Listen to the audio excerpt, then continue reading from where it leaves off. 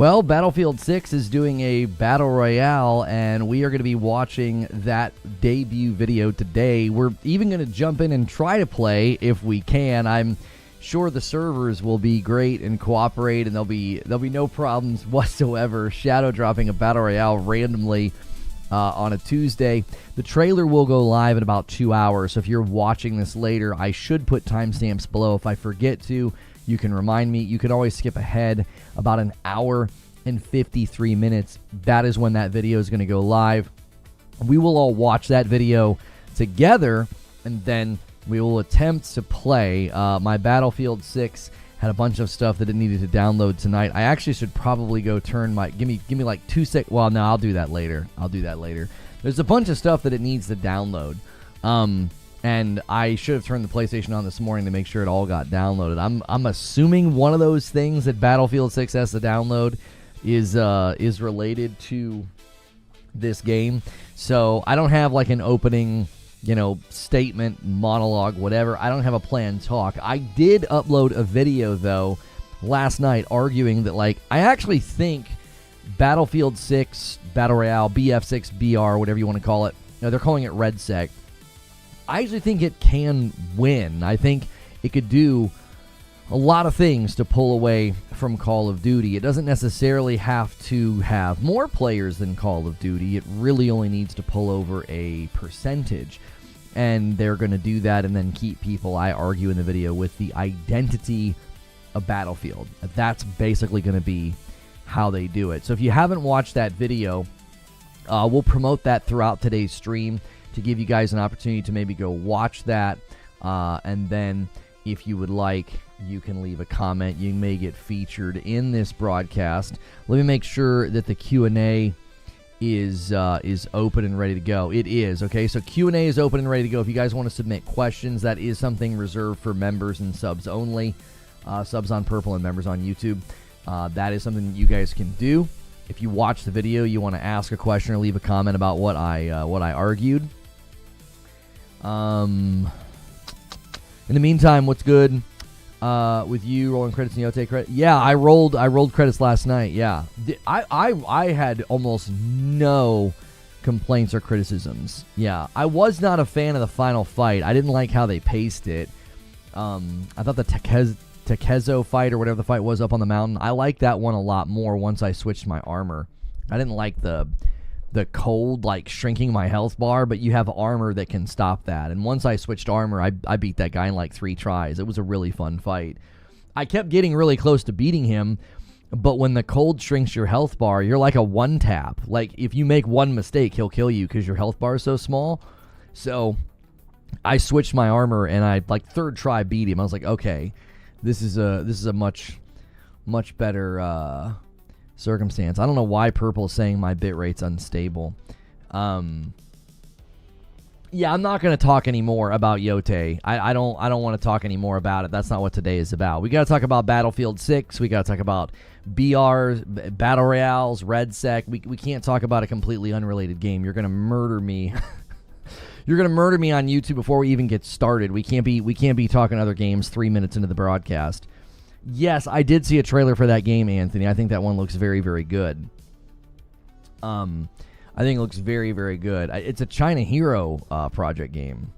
So, yeah. Am I hang on, let me unmute in Discord. There we go.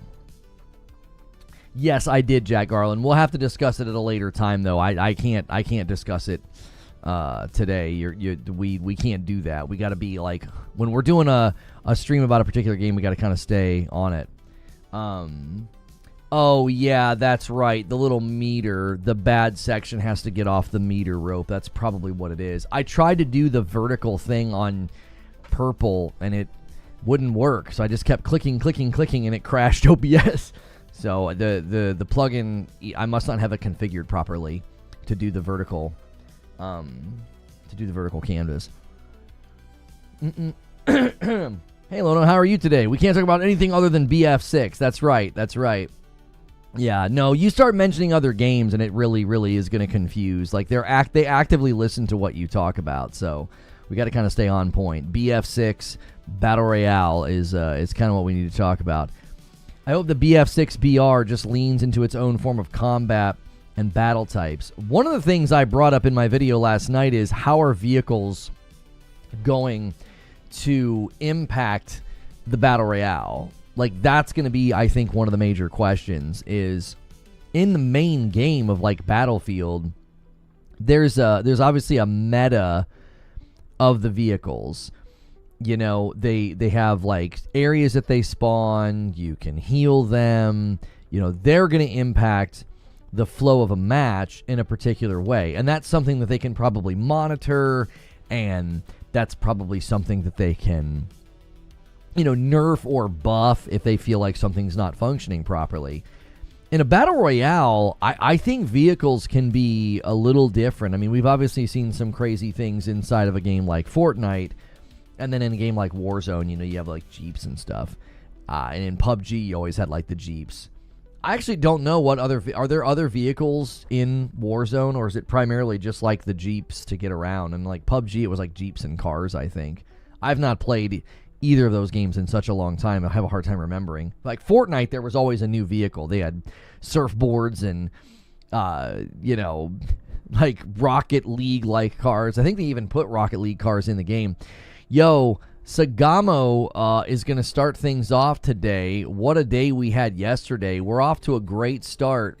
Let me reset YouTube and Purple. Hanshot first, and so did you, man. The first member of the day. A nice renewal to kick things off. 5 months. Says, hype for the Battlefield 6 Battle Royale. I just saw Activision announce another free test for Black Ops 6. Find that hilarious. They're all gunning for attention this week. I think, like, you got Arc Raiders in, what, 2 days? You got BF6 today. You got a Battlefield Battle Royale today. Helicopters and trucks and ATVs. Oh, that's right. There's helicopters in Warzone. I remember. I was up in a tower with one of you. We were playing something. I forget what we were doing. We used to go in there as a community and, like, goof around. And I remember being up in a tower and, like, somebody was trying to get us in a helicopter or something. That was a long time ago. Side-by-side quad dirt bike truck and a helicopter. Okay. Right, so the vehicles in a game like Battlefield, I am very curious how the BF6 Battle Royale gameplay ends up playing, because vehicles can be incredibly impactful in the main game. And I'm assuming they're going to want them to be impactful in the Battle Royale as well. It's part of the identity of Battlefield. Like, you can't, if they're not impactful, or they're, you know, or they're not very strong, I think that's going to be an issue, obviously, because people are going to feel like that's not part of the identity. But you got to balance that, because then if they're too strong, people are going to feel like, you know, it's just a vehicle meta. I remember there was, like, the mech suits in Fortnite. The mech suits in Fortnite, like, they ruined in quotations, they quote unquote ruined an entire, like, what was that? It was like a tournament or something that they were doing. There was an actual tournament, and I mean, there were people that did. Wasn't it like that? That was the one where I think, like, Courage famously quit. He was like, I'm not doing this. Like, it was so frustrating. The mechs were so strong. Yo, it's good, Lobo. I'm free until March. I'm taking my time with Horizon, so I have plenty of time for Battlefield 6. Yeah, my wife and I, you know, since I rolled credits on Yote, you know, we're obviously now trying to push through Borderlands 4. We were clearing the map, but now we're just focusing on the story, because, like, there's some map clearing things that they do in, like, the one new area. They made some really dumb decisions with how they laid things out, and I'm like, let's just focus on the story. I was like, this isn't fun. It was fun, and now it's not, because they made so much. There's a lot of things on the map that are tedious and stupid, and it's like, why would you do this? Like, the clearing of a map is supposed to be satisfying and enjoying, not trollish. And, like, Gearbox gets too trollish with stuff. So, I've still got Battlefield 6, the campaign, the Battlefield 6 campaign, kind of on, like, the back burner. I didn't want to play it for, like, 1 hour and then try to come back to it later, so it's currently in the backlog. Guys, really quickly hit the like button. The audience here does not seem to be interested in Battlefield, and I'm not sure why. You guys have expressed a lot of interest in it, but man, the sub base is very much like, yeah, we don't care about Battlefield, so we're gonna have to put this stream on our back. So hit that like button. Try to get us to 100 likes. YouTube even said last night that like subscribers were showing a lack of interest in the upload. I'm like, really? I was like, all right. I thought people were really gung ho about this, but doesn't seem that way within the audience that we have here. Those of you that are here are probably interested, but there's a lot of people for some reason that just are not. They were highly interested in Halo. Like, it told me there was a high interest in the Halo video, and I was like, oh, okay. And Battlefield seemingly not as much. I bought BF6, then I refunded it. Hated it. You hated it? What were you doing? Were you playing the multiplayer, or were you playing the campaign? Like, what were you doing? I got into the Marathon Tech Test, and it's still going to be dead on arrival. Looking forward to Battlefield, though. Probably because you aren't an FPS player. What?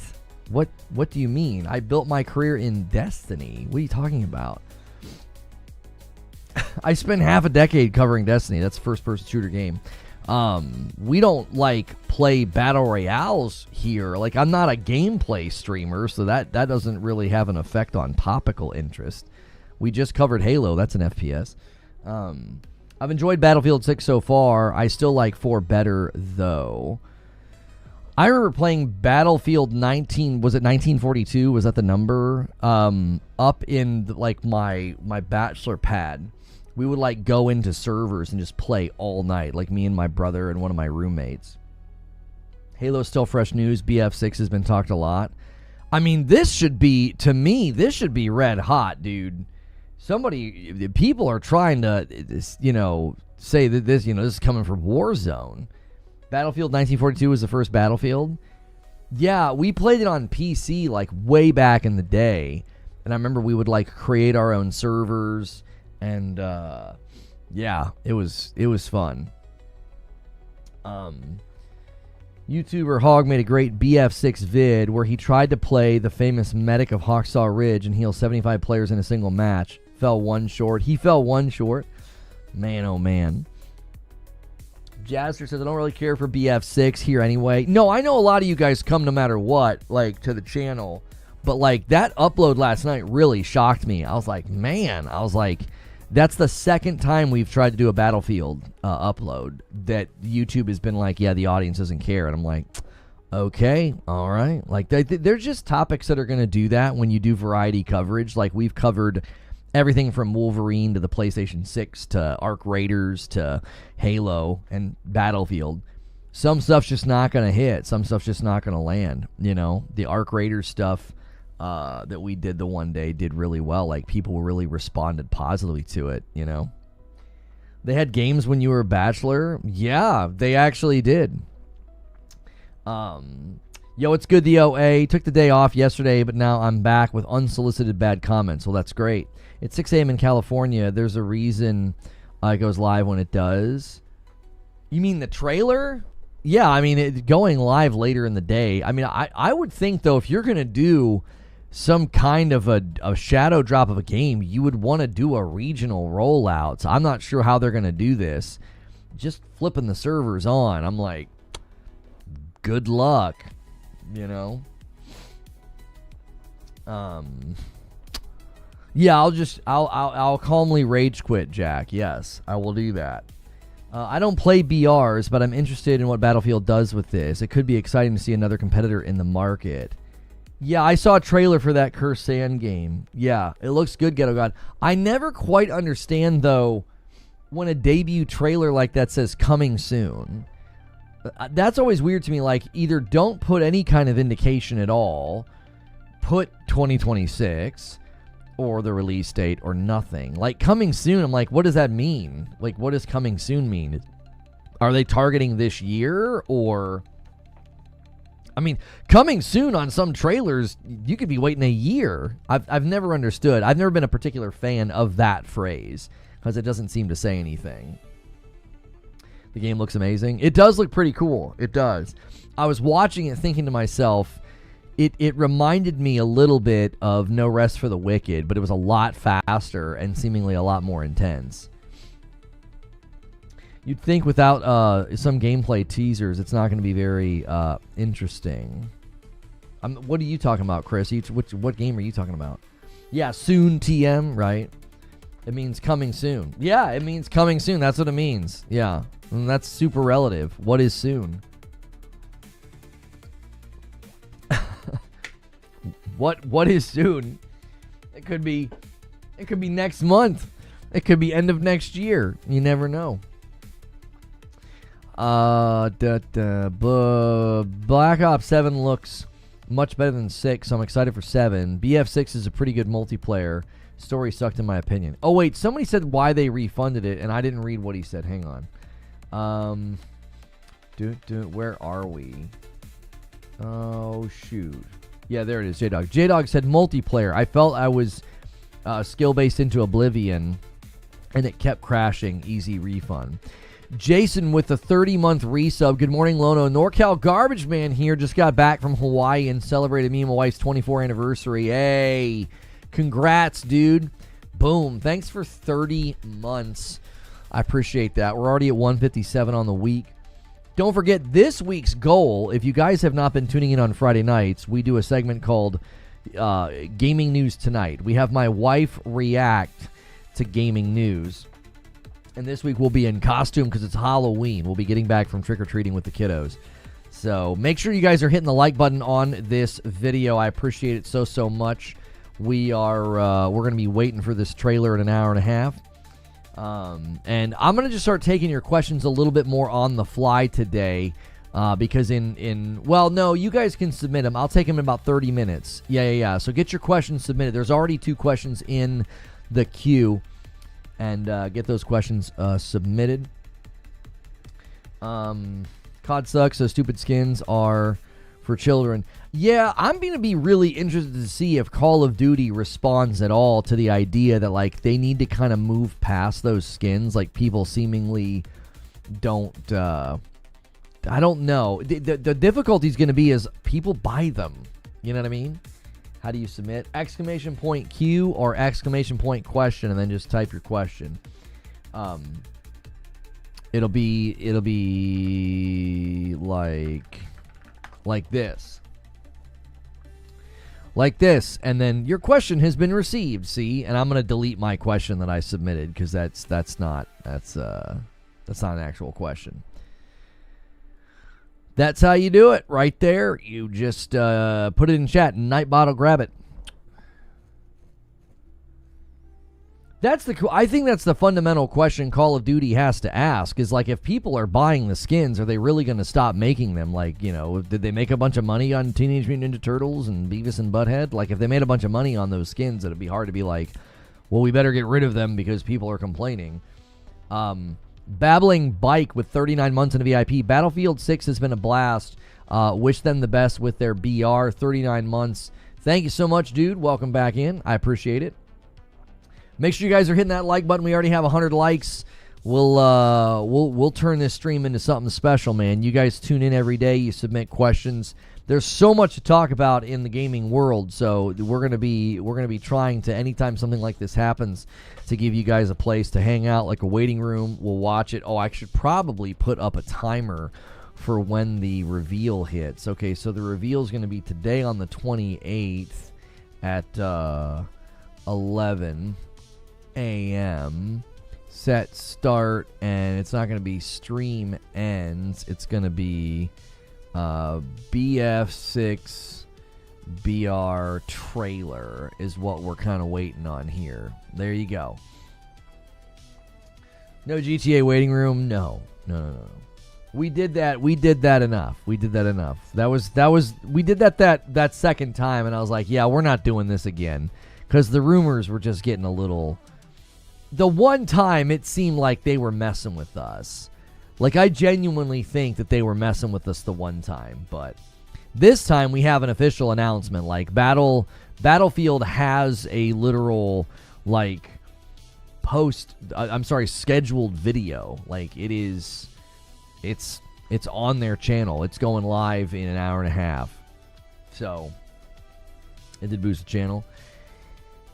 Yeah, you got to be careful with that, though. You got to be careful with that because, like, big-time GTA fans are only going to want to see that. And then when they realize, like, oh, he's doing a show every day about something different, that's going to be, it's going to be a big turnoff to them, There are certain titles in the history of, like, creating content. There's a handful of titles where people will only really pay attention to that game. Like Call of Duty is one of those games for sure.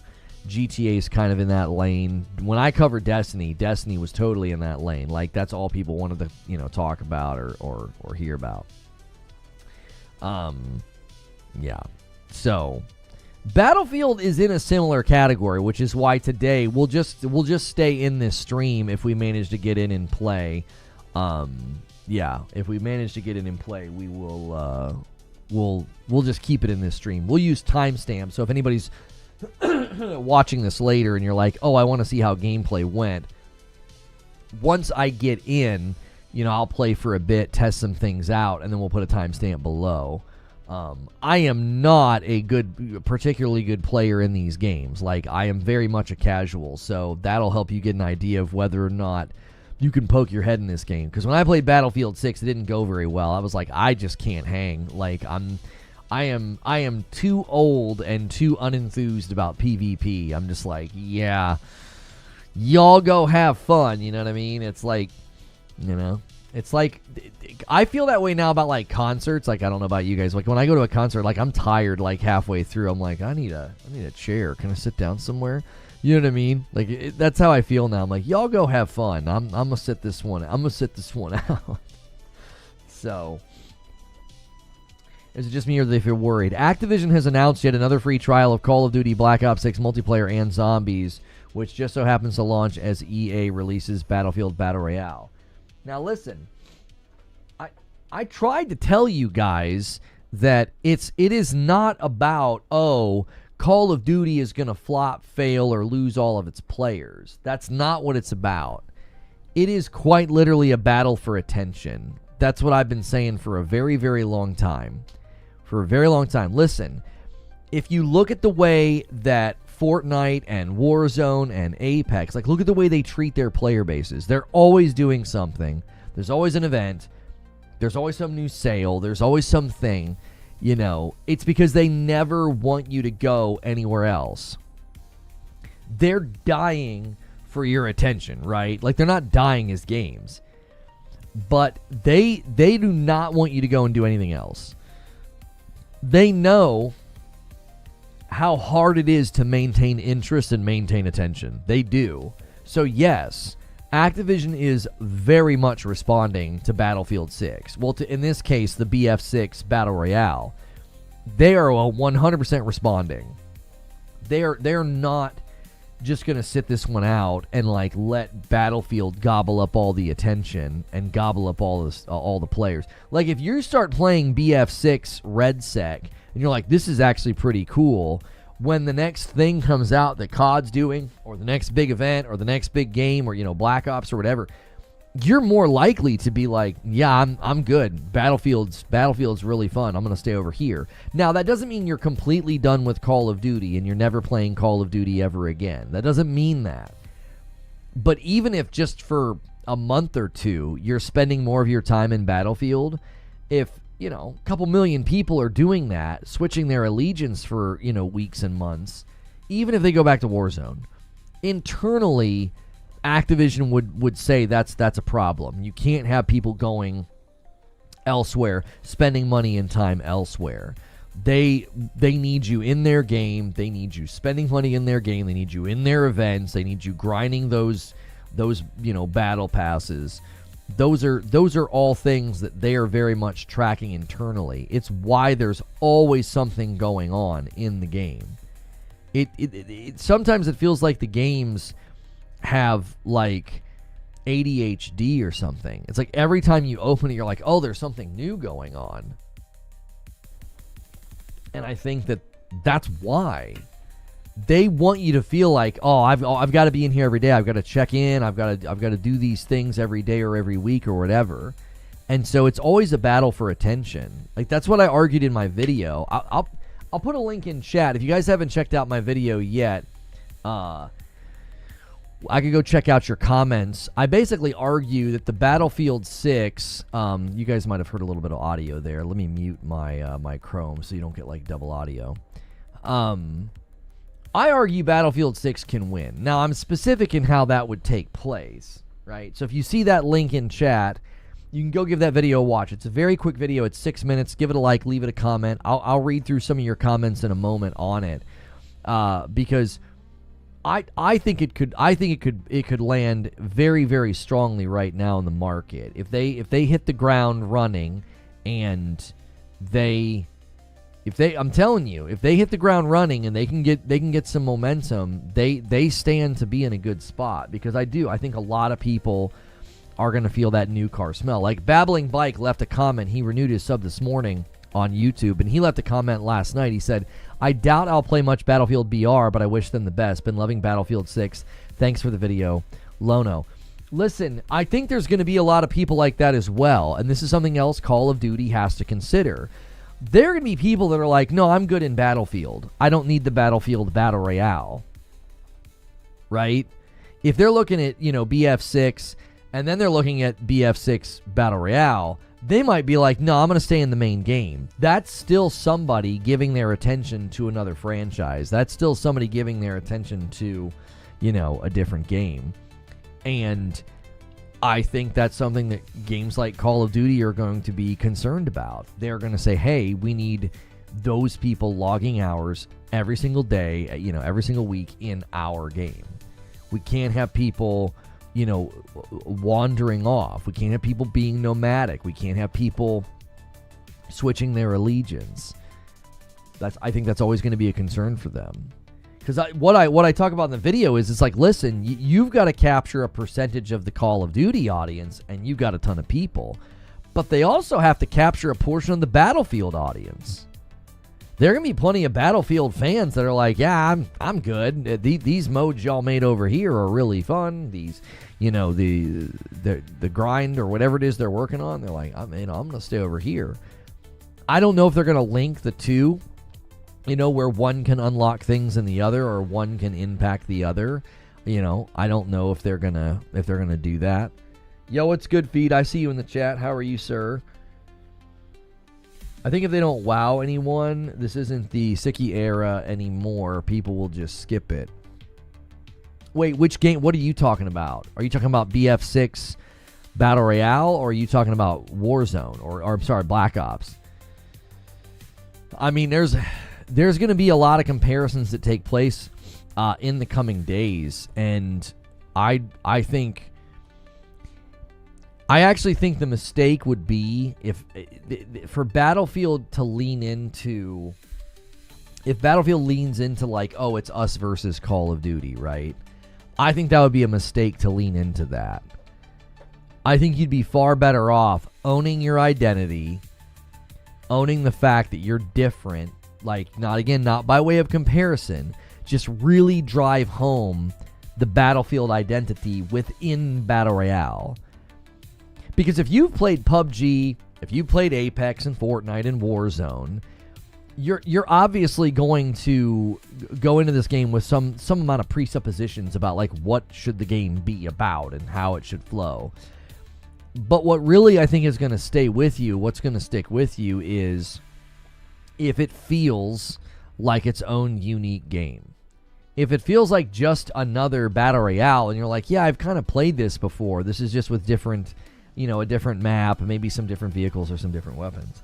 So I think they're going to really have to contextualize the Battlefield identity within a Battle Royale so that it was kind of like, I've talked about this before, if you guys remember Anthem.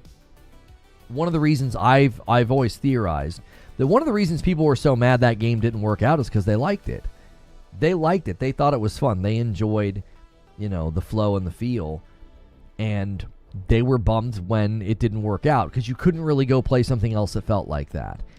That's so, oh, you want this game to be like Anthem? No. I swear, if you mention other games, people will think that you're drawing comparisons. What I'm saying is when you walked away from Anthem, you were like, man, there's nothing else in the market like that right now. And I think that was why people were so frustrated that it didn't work out.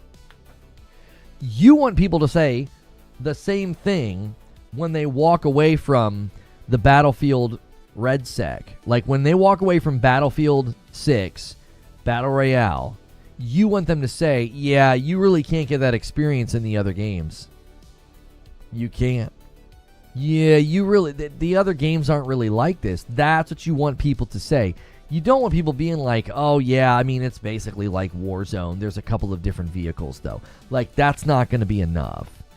It's going to have to really, really have a feel and a vibe. I think they can nail it. I think that's something that they have nailed in Battlefield 6.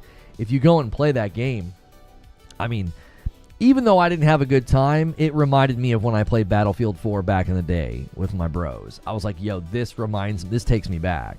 It very much felt like that era of Battlefield. My friends and I also played Hardline for a while. We didn't like that.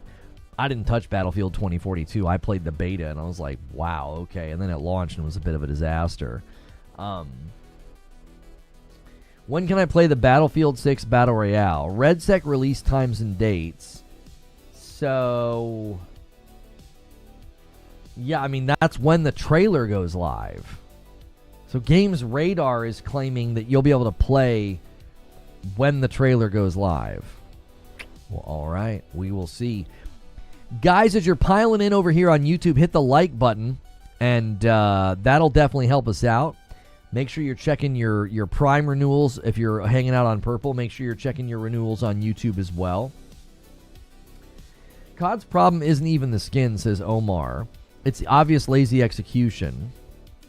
Not only do they cross over with nonsensical brands, they just slap it in there for money. Nicki Minaj, but obviously a muscular dude with pink hair.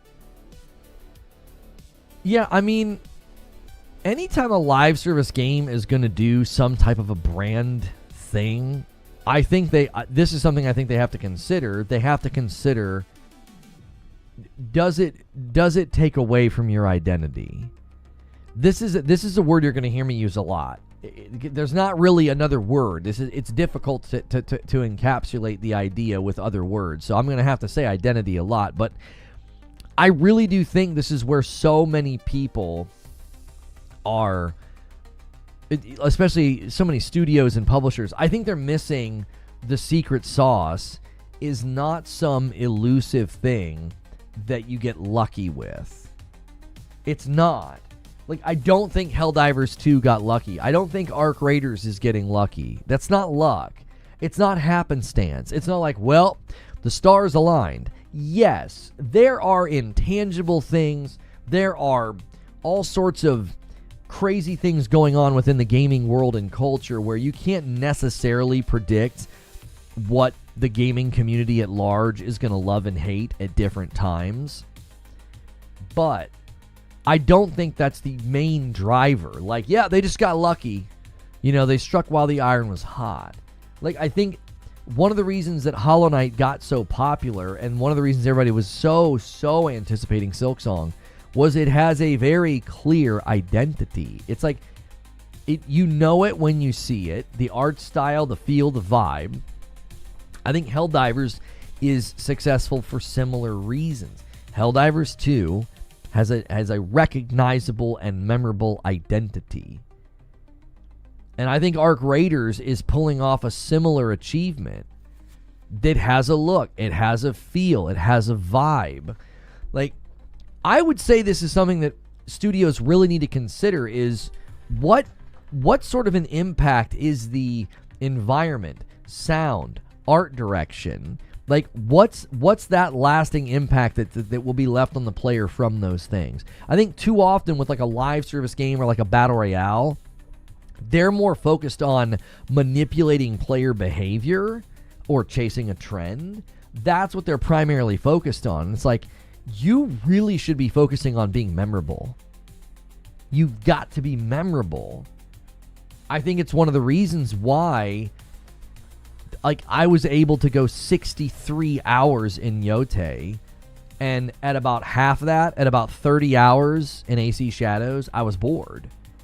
Because Yote had like a feel and a vibe and like an identity, and I wanted to duel the next person, and I wanted to keep getting into the fights and doing the different things, you know, and that's not even a live service game. I think the memories that people are already kind of creating in Arc Raiders, I think in a similar fashion, like it's memorable, it has an impact, like you and your friends are talking about it the next day. You're going to work and you're telling your buddy about what happened last night in Arc Raiders. I don't know if that happens when you're just doing something for the sake of doing it. When you're like, well, yeah, here's our, as what happened with Concord, right? It was like, well, here's our take on the hero shooter. Oh, well, okay. Kill the Justice League. Yeah, here's our take on like an open world, you know, looter. It was like, oh. Like what? Okay. It just ends up feeling like a trend chase. It's like, well, you're just doing something that you saw popular in the market and you're trying to chase it, instead of creating magnetism with like what your game looks and feels like. Take, for example, the trailer that multiple people have told me about this morning. The Cursed Sands, or whatever it's called. It has a vibe. It has a feel. It has an identity. It's one of the reasons why when people look at certain games and they sort of just look like Unreal, you know, flipped asset slop, people are like, that looks like everything else right now. I've said for a while, one of the keys going forward for any game is art direction. Like, I think Hi-Fi Rush is going to look cool in 10 years. I think games like Ghost of Tsushima have aged very well because of their art direction. Like, they nailed the feel. They nailed the vibe. And I think that Battlefield has that in its corner. It has a vibe and a feel. It has something about it that feels like almost iconic when you're playing it.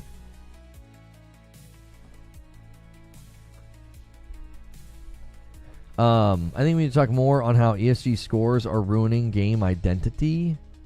I have no idea what the frick you're talking about. I tried 3 AC games. I quit them all around the 30-minute mark. 30-minute mark? Do you just not like those kinds of games? I mean, I bail on games quickly, too. If I'm not vibing with a game in the first hour, I'm like, yeah, I've got other games to play. I'm not going to waste my time. I'm actually a big proponent of that. I know there are people that are critical of that. They don't agree with me, but like if you're an hour to an hour and a half in and you're not vibing with the game, I'm not going to force it. I'm not. And unless it's an absolute drought and I have nothing else to play, it's like I have so many games that I'd like to get to, that I'd like to go back to, that I'd like to finish, that I'd like to, you know, go through that backlog. You know, I did that with Final Fantasy 16 this year because I felt like it ran well enough on the PS5 Pro to play it, and it's like that was a decision I made because there wasn't much else out at the time, and I was like, well, let me go back to FF16. I did the same thing with Plague Tale Requiem this year because they did the 60 FPS update. I went back and played it. I was like, this is great. You know, if you're not vibing with a game, I'm just surprised that you tried 3 of them, and each time you got to like the 30-minute mark and you were like, I'm out. That's half the praise Battlefield is getting. Its identity is still somewhat intact going from 2042. It's just not something that's praiseworthy if it's subject to change soon. Well, what would make you think they're going to change the identity soon, Chris? Do you feel like that's a concern?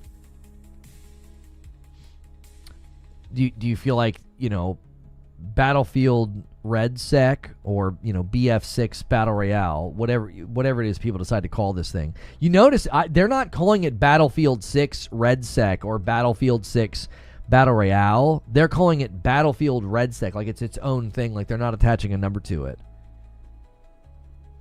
I wonder if that's why.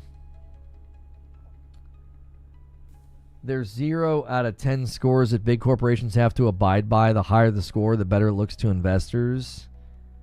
Designers literally have ESG officers that guide designers. I tell you what this sounds like. This sounds like a lot of that conspiracy theory nonsense that's out there about like these games suck because these people came in and ruined it. I'm here to tell you, brother, when a game is bad, it's because it's bad. It's not because there was some guy standing over their shoulder with a clipboard being like, put a woman in it. Like, that's what that sounds like to me.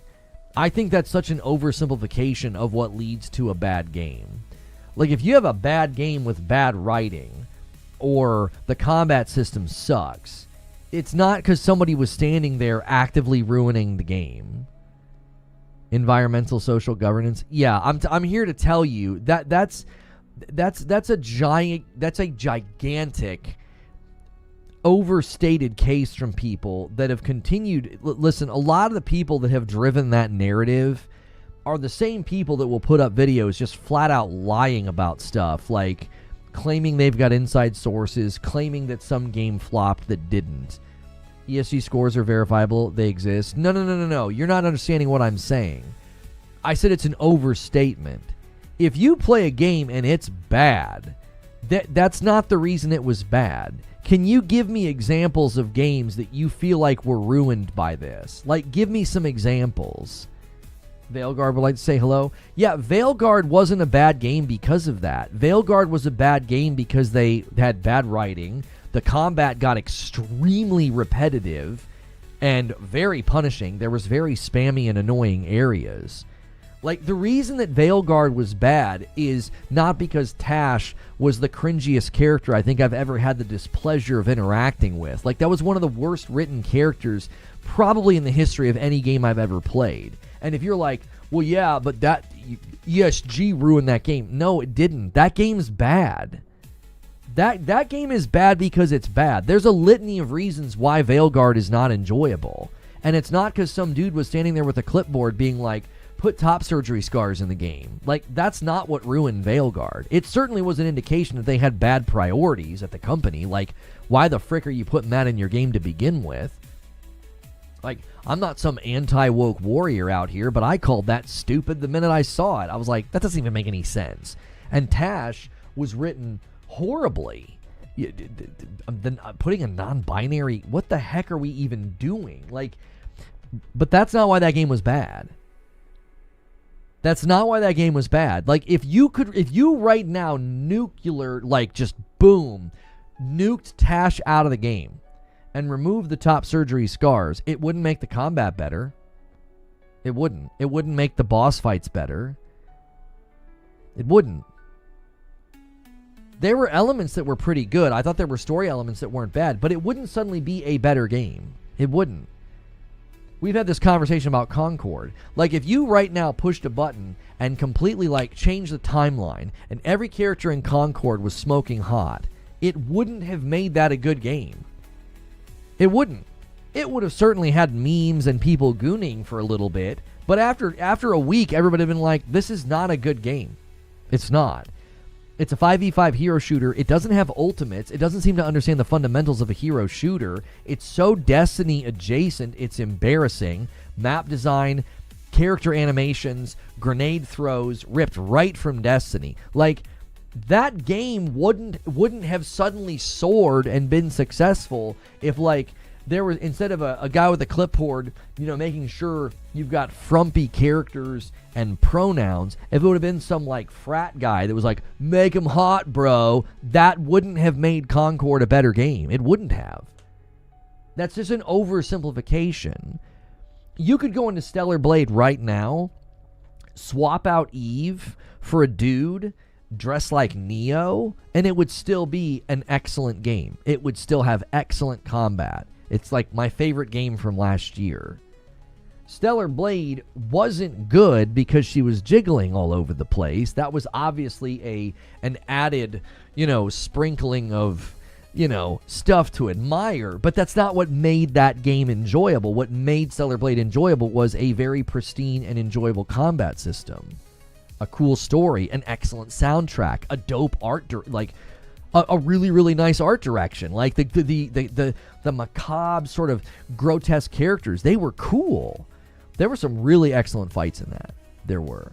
So, like, I just always find this to be such an oversimplification of, like, what makes a game good or bad.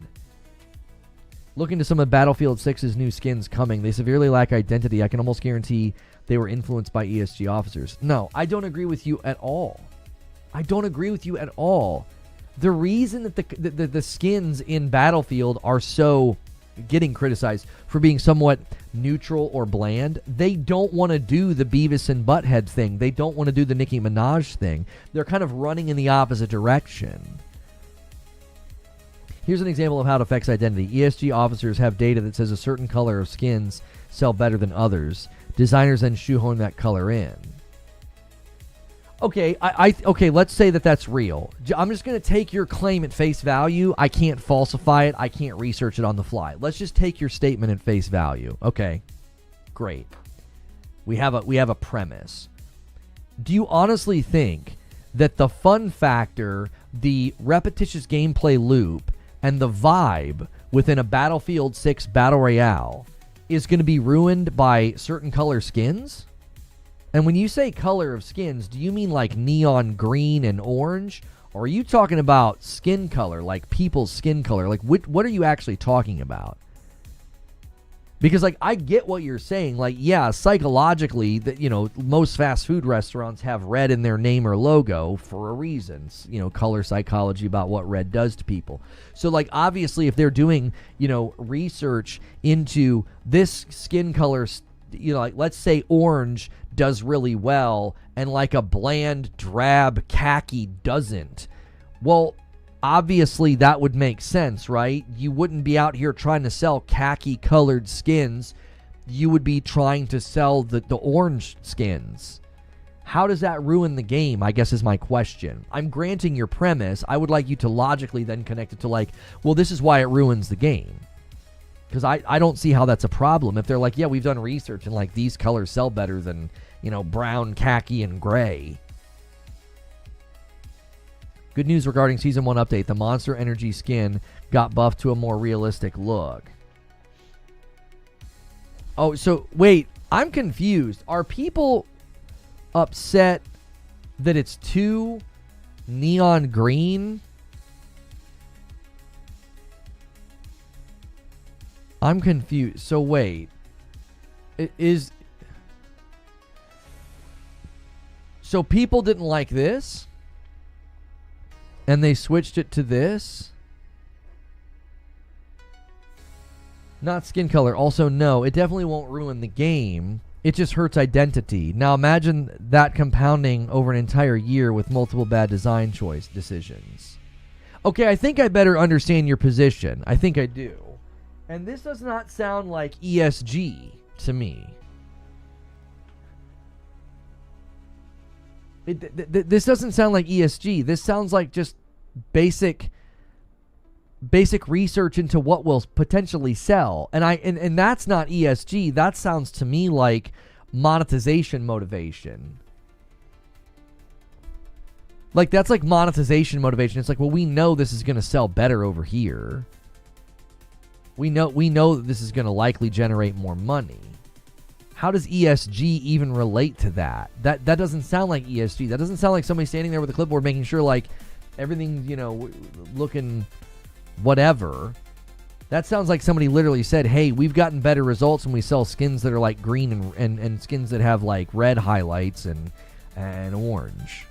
That just sounds like them being business. Now, if that's a worry to you because you're like, I think Battlefield's identity is important, you and I are in agreement, but you invoked something that's completely unrelated. It's one and the same? No, it's not. You're creating, you're saying that it's one and the same. It factually isn't. If they crunch the numbers internally and they're like, green, orange, and red sell really well, let's do more of that. That's not ESG. That's just basic data analysis of what the art department should or shouldn't create based off of sales trends. Like, that's not ESG, brother. It sounds like, again, you're invoking something that, again, like I said, what did I say at the beginning of this? That's coming from that overstated sort of conspiracy theory that there were like these super woke liberals with clipboards standing over the shoulders of designers and just actively ruining games. And I'm like, listen, man, Kill the Justice League and Veilguard weren't bad because some wokey was in the room ruining the game. They were bad for a litany of reasons. That The minute amount of things that you could argue were quote-unquote woke in those games were these teeny tiny blips on the radar. They were monumental problems with Kill the Justice League. And it wasn't Harley Quinn refusing to wear her old outfit. Like, that wasn't what made that game bad. And I was looking forward to it. I thought they were going to pull it off, and I was wrong. It was not a good game. I owned it. I made a video about it. I was like, I got this one wrong. I thought they were going to nail this format. They seemed super passionate. It was bad. It was not a good game. Do people have expectations of skins to buy? Do people have money burning a hole in their pockets? ESG is contrary to profits except when companies do it to qualify for certain loans or status. Please see my tag in Discord. What? Oh, while I disagree with it being a bad game, I agree with your point on the woke elements don't really affect the overall quality of the game. It was in development hell for 10 years. It was rebooted multiple times. Yeah, that's why it had a dissonance. It had a dissonance because it got stuck in development hell. 100% got stuck in dev hell, and you could tell they had people in the room who had really stupid ideas, and nobody said, that's dumb, why are you putting that in here? And that could have been because it was in development for 11 years. Like, somebody forgot to say, hey, the script for Tash is terrible. Like, can somebody please get rid of this? Like, this is awful.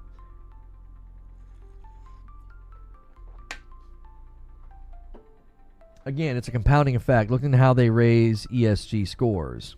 Okay. I think the mistake you're making, I'm trying to make your argument better, and you're being very reluctant here. ESG has nothing to do with what we're talking about. It doesn't. I've not sniffed a whiff of any of that in Battlefield 6. Their outlook on skins and what skins look like, you're going to make yourself stronger in the argument if you're an advocate for own the Battlefield 6 identity, own the Battlefield vibe and feel. That will give your game longevity. It'll make your game more memorable. If we all blink and in 6 months everybody's running around looking like somebody dumped paint on them because you want to sell skins, you're going to lose some of that identity. That matters more. You're gonna make a much more compelling case than doing this weird, like, well, yeah, ESG is used to raise scores of games, and they're clearly doing that. And it's like, that is not what's going on if they sell a bunch of brightly colored green skins. What they're doing is they're leaning into trends within monetization that they know is going to lead to more money. The argument you would want to make is, that's a short-term gain. Long-term planning here should be well in place for Battlefield. Long-term planning. You do not want to give in to short-term gains here. You're going to end up looking like Beavis and Butthead in Call of Duty. You don't believe ESG can affect game identity? I have not been compelled by any of the argumentation that people have trotted out that there has been some actual literal measurable effect on a game anywhere. I haven't. You haven't done it this morning. You've just invoked it, and when asked for an example, you cited Veilguard, and I listed a litany of problems with the game that you probably didn't even play. I actually did, and I can actually criticize the game, how it was designed, why combat got frustrating, why writing was poor. Like, that to me is an actual analysis of the game. I've never seen anybody do like an actual analysis or a breakdown of a game and winsomely argue that it was ruined by wokies. People grab a screenshot, people grab a clip, they throw it on Twitter, it goes viral, and it becomes headcanon. That game sucks, it's woke. And it's like, yeah, I will readily tell you right now, Tash is one of the worst written characters I've ever interacted with in a game. That is not why Veilguard is bad.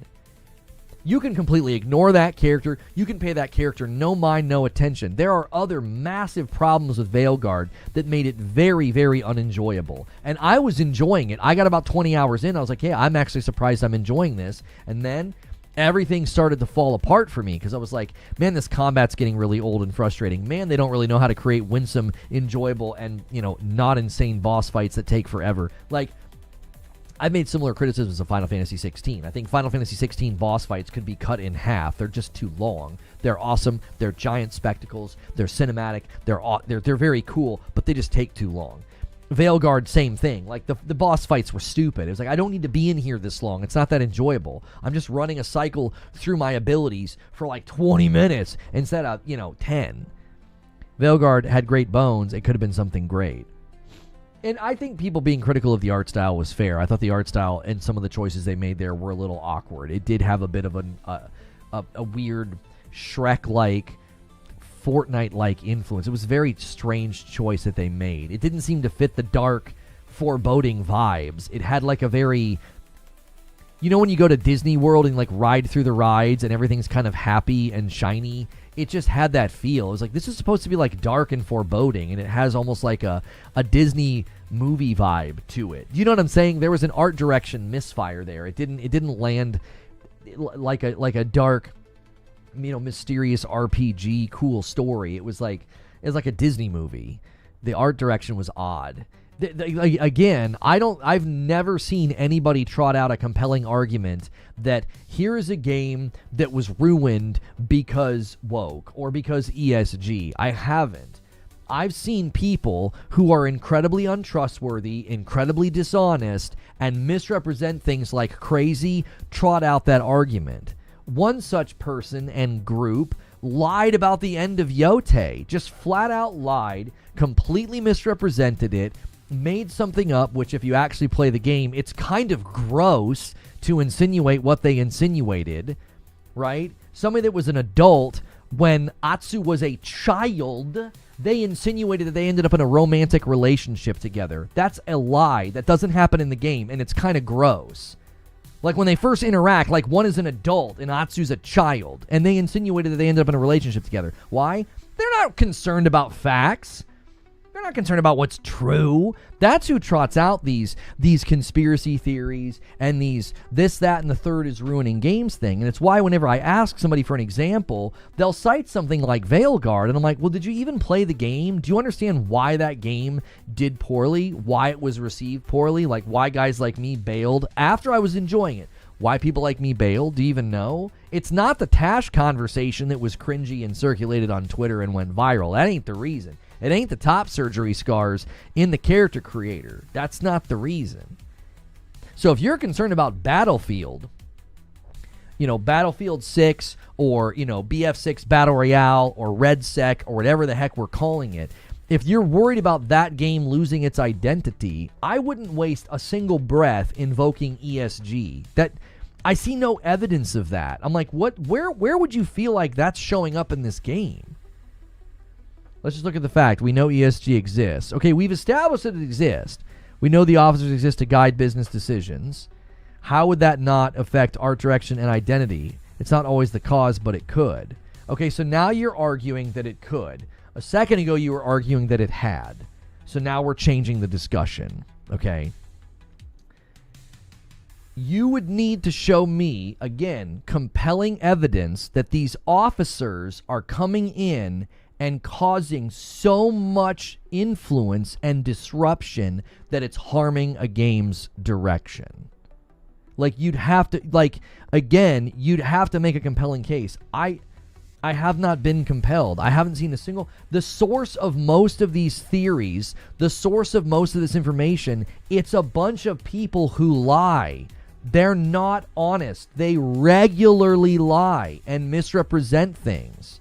They will claim they have an insider at the company. They will claim that they've spoken to somebody at the company, and they're just making stuff up. That's where so much of this has come from. That's why I'm like, I've not seen a single reputable source or investigative work into this that has turned over a single leaf of substance. It's all a bunch of, grifting conspiracy theorists who constantly lie about games. That's where it's come from. There's a whole movement that's their entire mantra. That's their entire... Listen, I tweeted last night that I rolled credits on Yote after 63 hours, and it's my personal game of the year.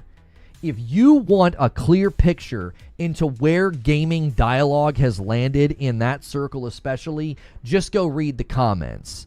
It'll blow your dadgum mind. It will blow your dadgum mind.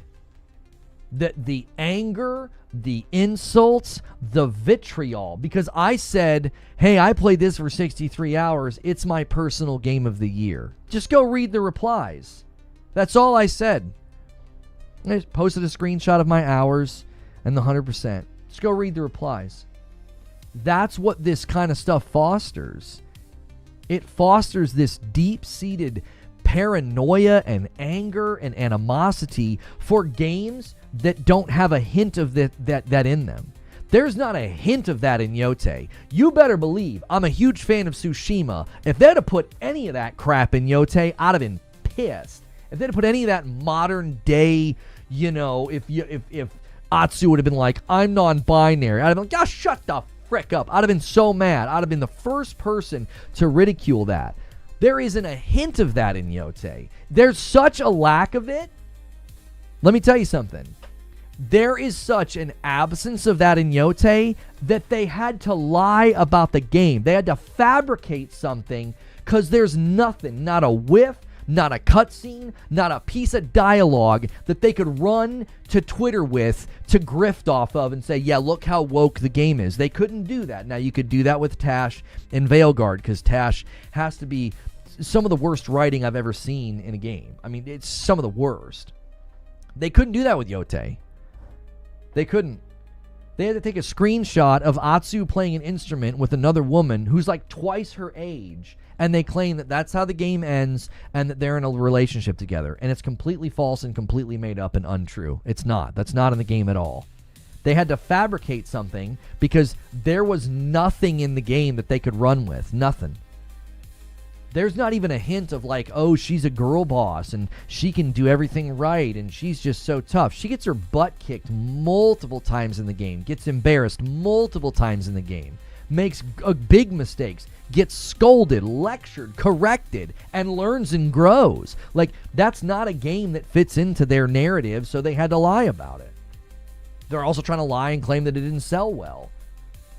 Colin Moriarty put that on clear display, that a lot of these guys don't even understand the sales reports. They don't even understand the data that they're commentating on. So when you tell me that ESG is ruining games, or it could ruin games, I'm like, I know where this is coming from, and the source is so untrustworthy, it's so vile, it's so dishonest. I've not seen anybody with any shred of reliability or trustworthiness give this even an ounce of reliability. And believe me, they would. They would. That would be a scathing report. Can you imagine the report? Can you imagine the autopsy? Like when they've done autopsies on plenty of games. They've done plenty of autopsies on games. And when the leadership's screwing up and when there's a toxic work environment, when there's insane stuff going on. I mean, look at the stuff we're learning about Mind's Eye, for crying out loud. Look at what we learned about Anthem. Look at what we learned about 343 and Halo Infinite. You see what I'm saying? Like, there would be a scathing report on this. Hang on, I got some people to thank. Brandon gifted a sub to... Who is it? Somebody Dad. JLI Dad. Thank you so much for gifting a sub, Brandon, over here on Purple. Let me get this going here. We had a knockdown drag out contest between Purple and YouTube yesterday. They all misrepresent what ESG is, what it measures, and how it's used. That's what I'm saying, Eugene. I don't even trust that we're getting an accurate representation of what they do. I highly doubt companies of this size and developers of this size are just letting somebody walk in the room and just ruin stuff and change stuff and say, well, you're going to get an increased score if you do this. And it's like, I fundamentally do not believe that is happening. I don't. Tyler with 51 months in the VIP. Thanks for the content. Been able to tune in more since being furloughed. Hopefully we'll be back to work soon. Yeah, my neighbor got furloughed too, man. I'm sorry that's happening to you. 51 months in a VIP. And then a $5 super chat from Jack Garland. What is ESG? Okay, let's get the official definition here. It stands for environmental, social, and governance. It's a set of criteria used to evaluate a company's performance on sustainability and ethical practices. It examines a company's impact on the environment, its relationships with people and communities, and the way it is led and managed. Okay, so what's going on is the claim, Okay, if I steel man the argument and try to make it as strong as possible, because it's not very strong, but the argument is basically appealing to these efforts, social issues, climate issues, whatever. If you appeal to these issues and you put these sorts of things in your game, you're going to get an increased score, and you're going to get money, and you're going to get this, and you're going to get that. Like, that's essentially the concern, is that people are like, these people are going to come in the room, and they're going to motivate you to do things with your game that is going to get you, like, money or funding or approval or whatever, okay? The examples that they use are games that have so many just enormous problems that can't possibly be what people think is the real issue that the game died and went down. Like, there are games right now where you can do all sorts of things with your gender, your identity, all of that, like in Baldur's Gate 3. And guess what? Everybody looks the other way because the game is really good. Everybody ignores it because the game is really good. Like, nobody called Baldur's Gate 3 woke, as an example. But when a game like Dragon Age Veilguard fails, that's what they'll sort of blame it on. They'll say, well, yeah, that's why. Those people were in the room and they ruined the game. Mind you, the climate aspect of that is like how they impact the actual environment. Oh, no, yes, of course. Right. Like their carbon footprint or whatever. Yes. They're, companies that are large are trying to make efforts to, to minimize their impact on the environment or whatever, right? Like that's obviously going to be a part of any companies of this size. I thought Yote was woke. There was nothing in it you could describe as that.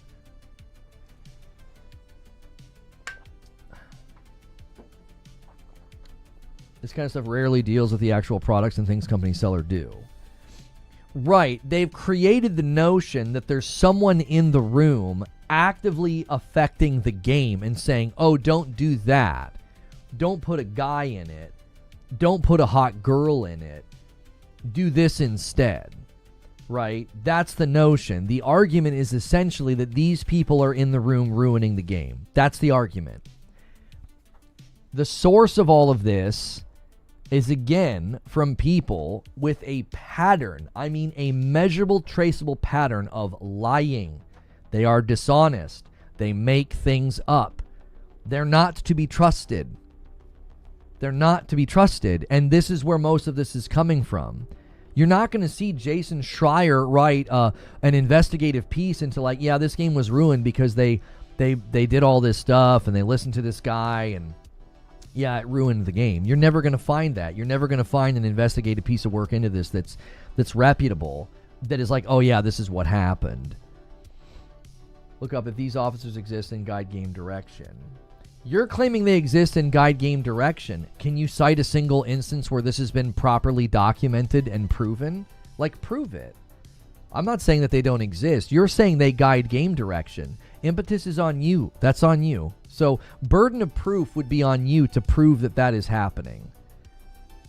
Who has proven that this has happened? That isn't some opportunistic grifter lying on Twitter. Like, do you have any reputable source anywhere that's like, oh yeah, they're guiding the direction of the game. They're changing the game. Where is that happening?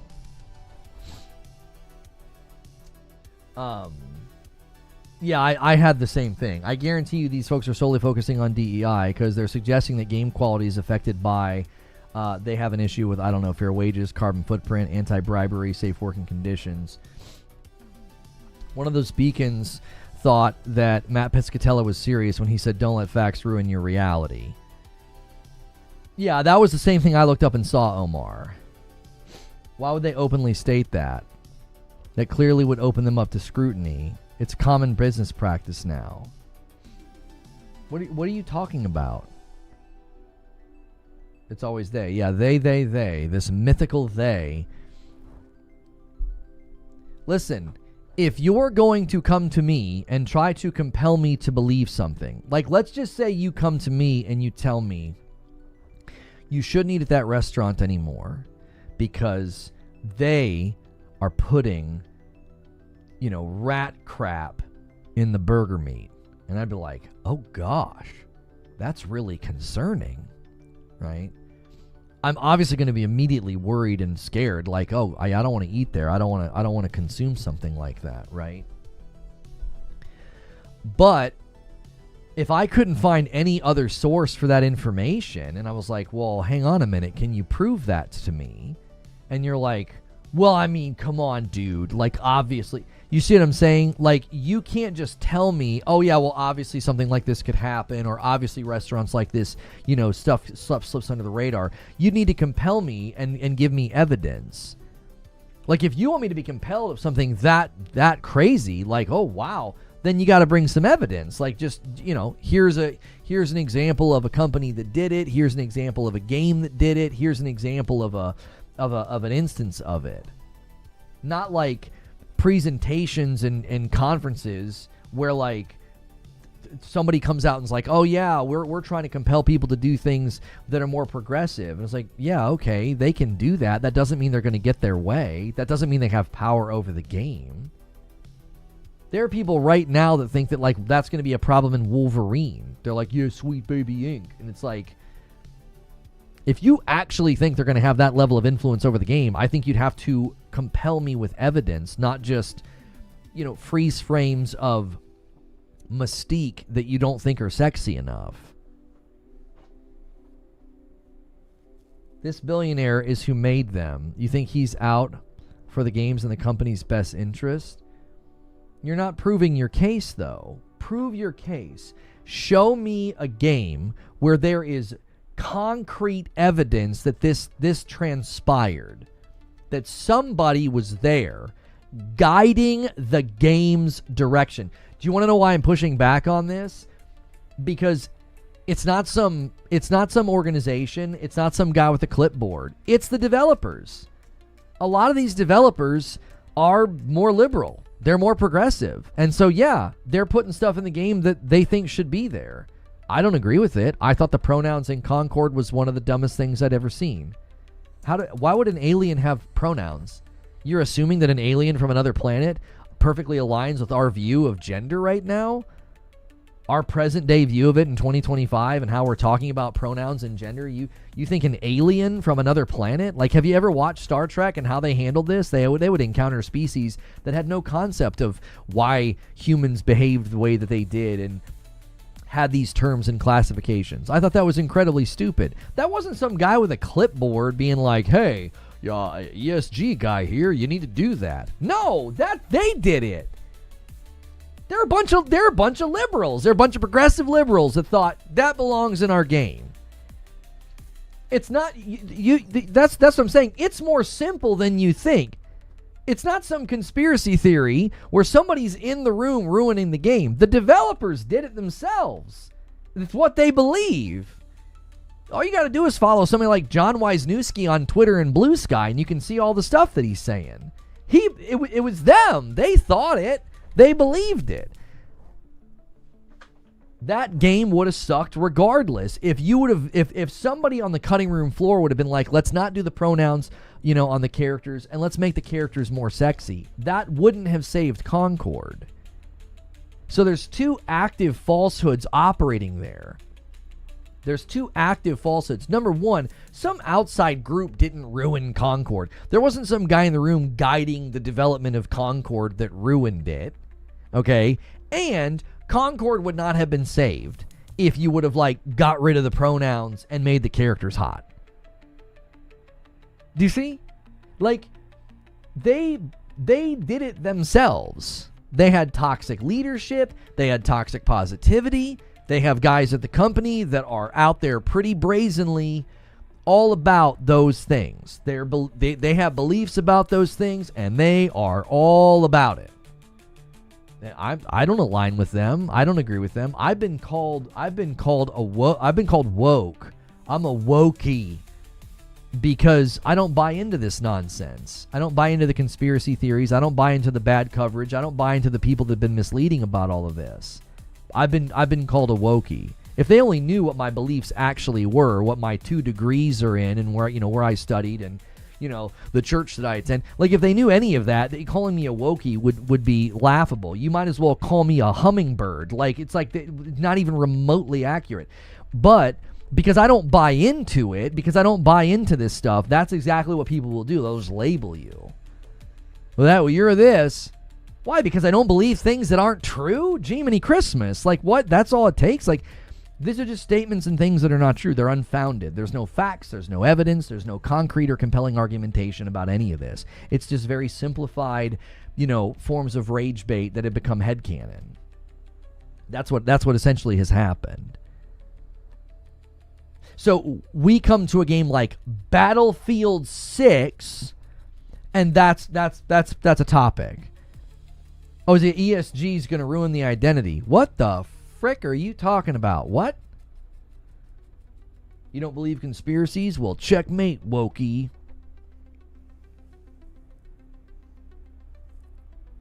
Oh, yeah, we need to switch off members only. We're over an hour in.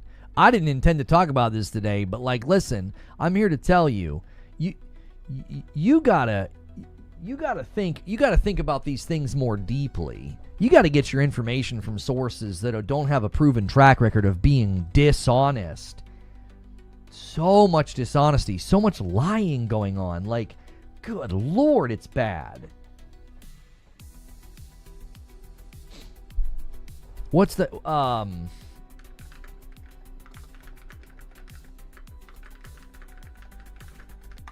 what is this?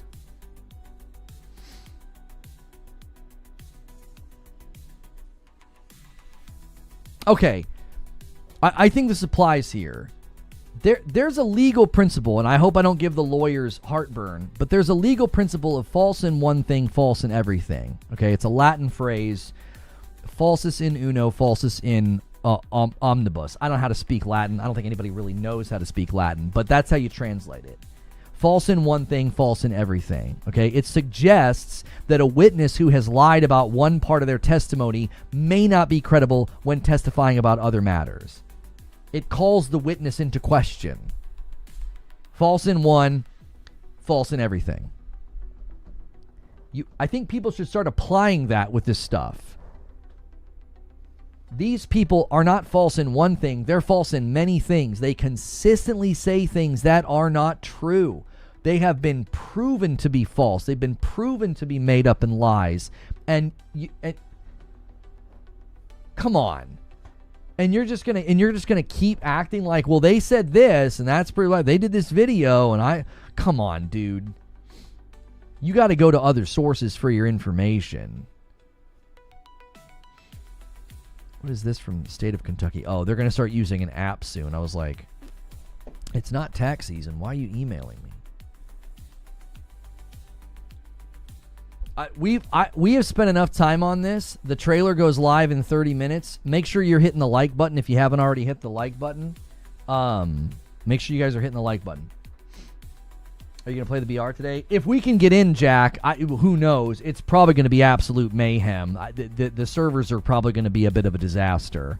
So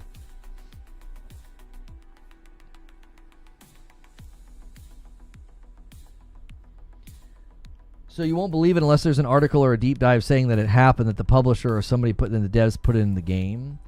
Wolf Saints, what I'm saying is you would need to make a compelling case with evidence if you want me to believe something like that. Do you want to know why? I've interacted with these devs. I've seen their social media. They're doing it because they want to.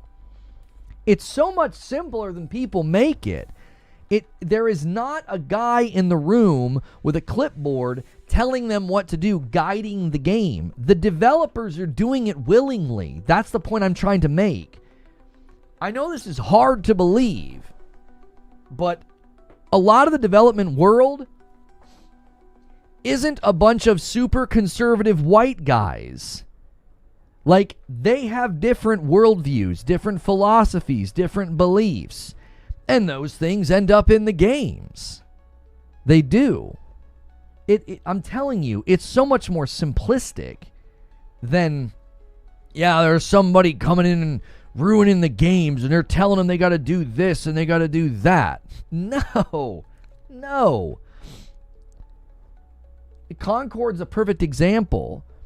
Some of the biggest leaders at the company, at Firewalk, are like very, very obvious, strong in their conviction liberals, like super progressive people. And I'm not using that label as a pejorative. They would identify that way. They wouldn't bristle at being called that. So I'm not using that as a pejorative. That's what they would identify as. Their views on these matters are clear and in view of the public. They put the stuff in the game because they wanted to. They probably have dollars to donuts. Firewalk had a policy and everybody had pronouns in their email signatures. Like, you see what I'm saying? That is something that they believe. That's not something that like somebody came in and forced them to do.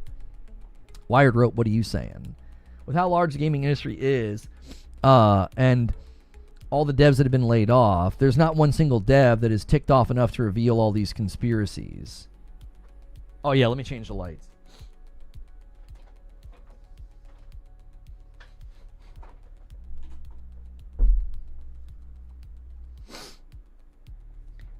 Don't you think it's possible that a conservative developer could be coerced into it? Okay, so Forever Austin, we're not arguing the possibility of it. We're arguing if it is happening. That's what we're arguing. The possibility of it, yeah, sure. Yeah. I remember taking I was pretty annoyed that Bungie wrote blogs about super divisive issues. Okay? Super divisive issues. And one of them is a subject that I'm not even going to talk with you guys about, but it's about, like, you know, women and babies and what they're allowed to do. Okay? And that's all I'm going to say. They were, like, super crazy, line in the sand, strong on that. And I was like, that's a pretty divisive issue. Like, do you think the 1,200 people at your company all believe the exact same way as you? The odds are pretty unlikely that that's the case. The odds are not in your favor. It's a pretty divisive issue. Historically and into the future will be a divisive issue. It's never going to not be a divisive issue. Okay?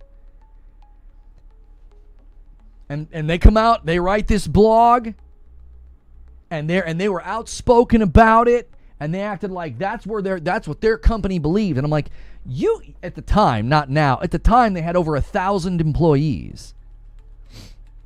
And I was like, so do you think everybody at your company agrees with that? Imagine working at that company and like privately being like, I don't agree with that. That's not my view of it. And then when you look at the player base and you look at the country that they operate in, it's a pretty divisive issue. There's going to be a lot of people that are like, why are you blogging about this? I want patch notes on whether or not you're going to buff or nerf a shotgun. I don't need to be hearing about this. Yeah, I summoned divisive gaming. What's good? So listen, yes, there is certainly the possibility that a company like that can be operating in a way where somebody is doing something that maybe they don't agree with. Maybe they're putting something in the game that they don't agree with, right? Now, the odds of a developer being forced to do something against their conscience, like if their conviction is that this is wrong, this is morally wrong, and you're making me put this in this game, I don't want to do this. I'm here to tell you, I think the odds of that happening are very low. I also think the odds of that person staying there is pretty low as well. I don't think there's been instances where somebody was like, listen, I know you were raised in the Bible Belt and you consider yourself a Christian, but you better put those top surgery scars in the game right now. Like, I don't think that's happening. I really don't. That's an absurd notion to think that like something like that got put into the game and the developer's sitting there with like tears running down their face, like, I wish I didn't have to do this, like against my, you know, they're being forced to do something against their conscience. I don't think that that's happening. I really don't. So again, we're not arguing the probability of it happening. Like, well, it could. They could go in there and do it. We're arguing about whether or not it's happening. Because that's what the flow of this conversation was. Okay, I'm just going to give you the flow of the conversation, and then I'm going to go to the questions. I'm worried this thing is going to be a causality of bad, ESG. I'm worried that this will cause bad things to happen in this game, which will lead to identity dilution of Battlefield. That's how the conversation went. When I pressed on that, it was, oh, this has happened. These people exist and they guide the games. I asked for concrete evidence. I asked for examples where this had happened. I wasn't given any. I was given Veilguard.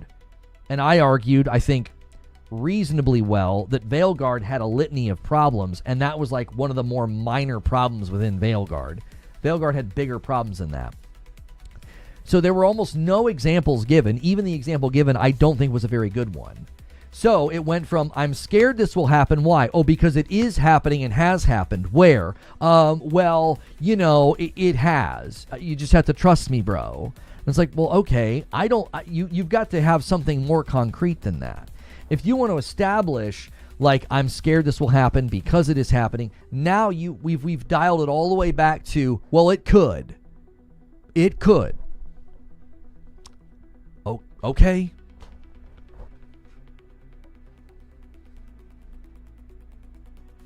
Okay. Like, if it starts to happen in Battlefield, I think it'll be evident. I think it'll be very, very evident. You know what I'm saying? Like, you'll see it in the skins. It'll be so out of place in a game like Battlefield. I think COD's identity shift is a perfect example. No. See, we already dealt with this now. Call of Duty's identity shift has nothing to do with ESG. Come on. Beavis and Butthead, do you historically know what that show is about?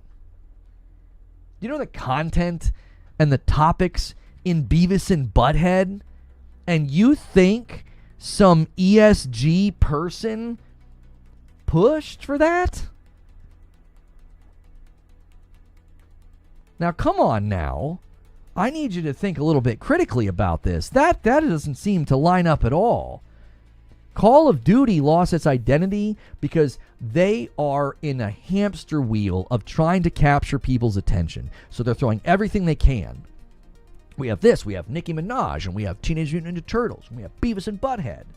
Like, you think Nicki Minaj was put into the game by somebody who's all about, like, ESG and woke? Isn't she kind of like scantily clad in the game when they put her in there? I feel like that would be more on the side of people that are like, you know, we want hot women in our game. That doesn't seem to be evidence of like somebody being like, we really need to make Call of Duty woke and we really need this ESG person to guide the game. Like Beavis and Butthead and Nicki Minaj? Like, I don't know. I'm telling you, this starts to feel like, I think somebody called it this in a video recently, like woke spotting. Like, everything is evidence. Everything's evidence for it. Like, it's to the point where, like, you're trying to claim that, like, a game that has put skins like Beavis and Butthead in its game is a part of this. And I'm like, that doesn't make any sense at all.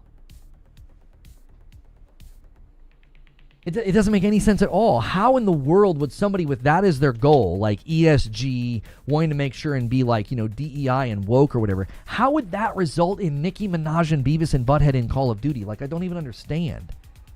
The worst part is Nicki Minaj isn't even hot. Well, that's subjective, isn't it? That's subjective. I mean, I've seen some pictures. I don't know about that. I think, you know, she always looks totally different. Anytime I've seen pictures of her, she looks like a different person. Like hair, makeup, all that's always changing. But like, that's subjective, dude. There's probably a lot of people out there that think she's baddie, right? So that's subjective. But the point is like, I don't think if that was their goal that those things would have ended up in the game. I got to go to Q&A. I can't keep baking this cake with you because we're going to burn it. Listen, I'm here to tell you, just if you think something like that is true, I want you to press on the evidence. That's usually the flimsiest thing. press on the evidence. The evidence is usually spurious, like a clip from a presentation, an email that they claim is from somebody at the company. Like, the evidence is usually very, very flimsy. So I would just encourage you, press on the evidence, and I think you're going to come up wanting. You're going to be like, yeah, there's actually not a lot of evidence to this. I've been believing something that is, apparently far-reaching and ruining games, and yet the examples are so minimal. So minimal, and it's to the point where the people that are pushing this narrative are lying about games like Yote and claiming things about the story in Yote that are completely fabricated. False in one thing, false in everything. If they were a witness in a court case, virtually every single one of these grifters would be not trusted. They would absolutely get just lambasted with false in one thing, false in everything. They'd be like, you made this claim, not true, this claim, not true. These 6 things are not true. You can't be relied upon to be trustworthy in other things. False in one thing, false in everything.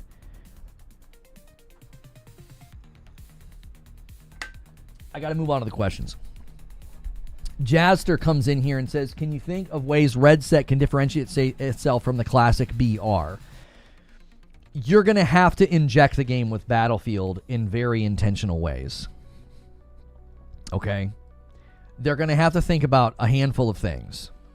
They're going to have to think about the role of vehicles and the role of the destructible environments, because those are the things that are going to make it memorable. There was a game called The Finals where that was one of the primary things that was kind of highlighted, both in trailers as well as in people kind of making clips and stuff, was the destructible environments, right? It was part of the Finals identity. I'm not saying the Finals is some big successful game, but I'm saying I didn't even play the Finals, and I know that about it. Why? It was stressed. It was shown. It was a part of the Finals identity. So a game that I didn't even play, I'm aware of one of its identity markers because they made that a part of it, okay? I think you're going to have to do that with Battlefield 6 Battle Royale. With Battlefield REDSEC, you're going to have to, it's still around. What I'm saying is I don't know the status of the Finals right now. I don't know if it's highly successful, fizzling out. I don't know. What I'm saying is I know that about the game because they made that a part of their identity. Do you get what I'm saying? I'm not speaking to the Finals' success. I'm speaking to the Finals. It had something about it that was memorable, and I didn't even play it. That's the point that I'm making. Battlefield needs something like that. It needs to incorporate vehicles and destructible environments and bombast. It needs to incorporate that in a way that makes it memorable. A lot of the problem with games these days, they're not memorable. Finals was made by Arc Raiders dev. Yeah, it's the same devs. I watched a documentary, a short documentary on how Arc Raiders came to be, and one of the things that it talked about was, how they had come over from working on Finals, and their experience there, and how that probably helped them with some of the PvP aspects. I was going to make an example of a game that wasn't memorable. It's called The First Descendant.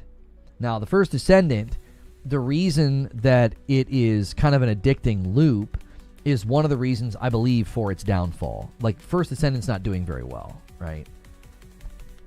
Apparently, all you gotta do is put, half-naked people in your game, and that's all you need, right, for a good game. First Descendant kind of shows that can't be the only, defining characteristic of your game if you want it to be successful. First Descendant was so... there was nothing memorable about it. I would finish a play session and I'd be like, everything kind of bled together. Everything kind of felt like I was doing the exact same thing. It didn't matter where I went. It didn't matter what I fought. It didn't matter what I destroyed. It all felt very, very non-memorable. There was nothing memorable about it. Even the big boss fights, it was like, oh, okay. It was kind of the same thing over and over again. And you'd go from one boss to the next, and the mechanics would change slightly, but it was still very largely, it felt like everything sort of bled together. It was like this one shade of color, And so it was extremely easy for me to put The First Descendant down. It was very easy because it wasn't memorable. It was it was really, really difficult for me to stop playing Shinobi Art of Vengeance and First Berserker Kazan. Every time I had a moment in the evenings, I was like trying to play those games. Same with Ghost of Yotei. They're three very different games. Shinobi Art of Vengeance, First Berserker Kazan, and Yotei. They all have like very, very memorable identities. Expedition 33 is another great example. Another great example. It has this very just super memorable identity, and the characters are captivating. To this day, I talk about Lune as a character. There is something about her that is she's so captivating as a character. It's not just that she's attractive. Like, Lune is attractive, but she's captivating. The way they portrayed her, the way that she talks, you know, her passion, her posture, the way she stands, her facial expressions. It was always hard for me to put it into words. I'm like, she is just so captivating. You know, and yes, I think she's beautiful. It's the voice. It probably was. Like, I think the voice probably played a role. But again, that was part of the whole package. Known as a feet man confirmed. I actually am not. I'm actually not. Like, not at all. It's just a coincidence that, you know, her feet are out. But there were other elements that made that game memorable. The characters, the art style, the dialogue. There are moments in that game. There's a eulogy in Expedition 33 that I still think about sometimes. I still think about that sometimes. There's a single line spoken in Expedition 33 that I still think about sometimes. She says, "I've lost so much."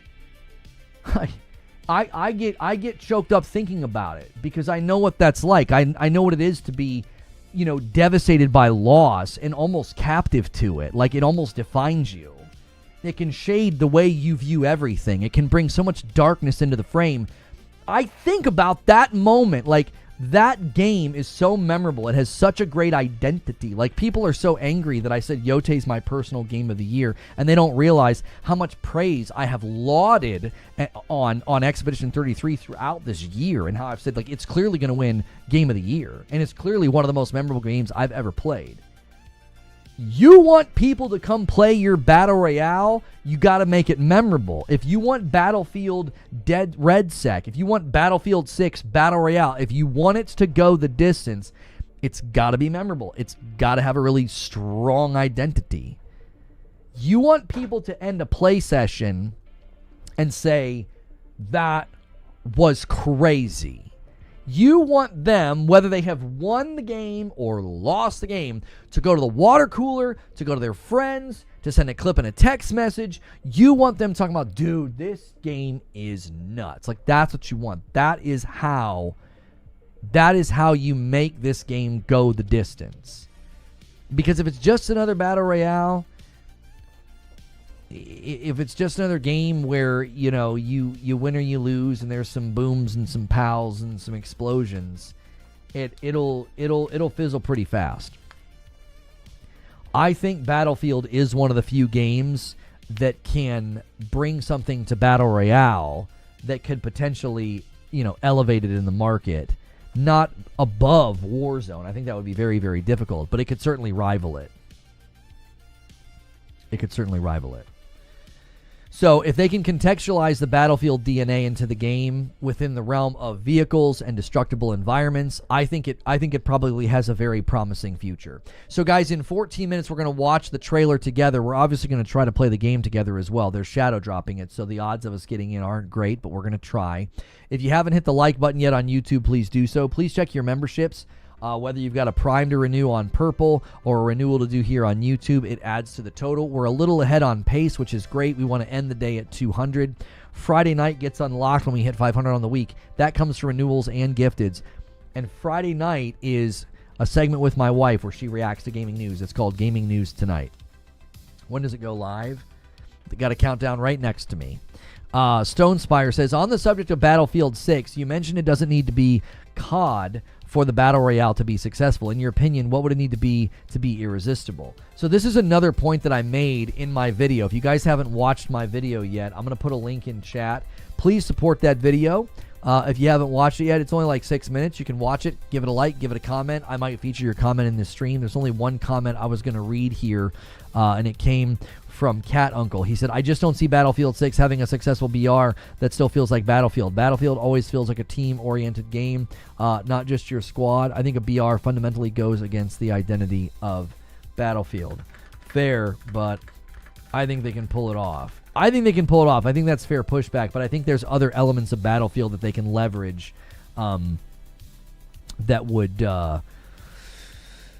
help it, have its identity and have that feeling of like this is a unique experience. Which this is kind of related to the question from Stone Spire. One of the things I said in that video is you don't have to beat Call of Duty. The way you win is by not being Call of Duty. It's not about beating them. It's about don't be them. You do not want to be like Call of Duty. Now, that doesn't mean they market the game and they pit themselves against COD. I don't think you want to do that with your marketing. When Battlefield 6 did their event, I kept saying the thing they need to focus on the most is just make the best Battlefield they can possibly make. You want people to put the game down and say, this is one of the best, if not the best Battlefield that I've ever played. You want somebody to end their play session in your Battlefield 6 Battle Royale. You want them to end their play session and say, that's one of the best Battle Royales I've ever played. It's so unique, it's so fresh, it's so new. You really want them to say, like, yeah, you can't get this experience anywhere else.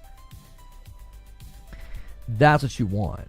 Like, you don't want to, like, actually come out and do comparisons to Call of Duty. Like, people are going to do that on their own anyway. Like, let the YouTube cycle and the gaming article cycle, let it run its gamut. It's going to run the gamut anyway.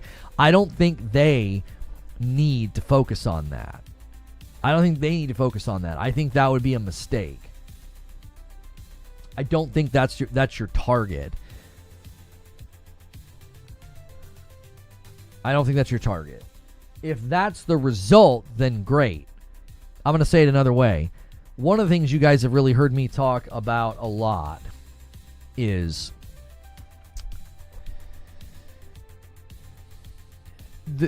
the act of chasing the customer versus attracting the customer.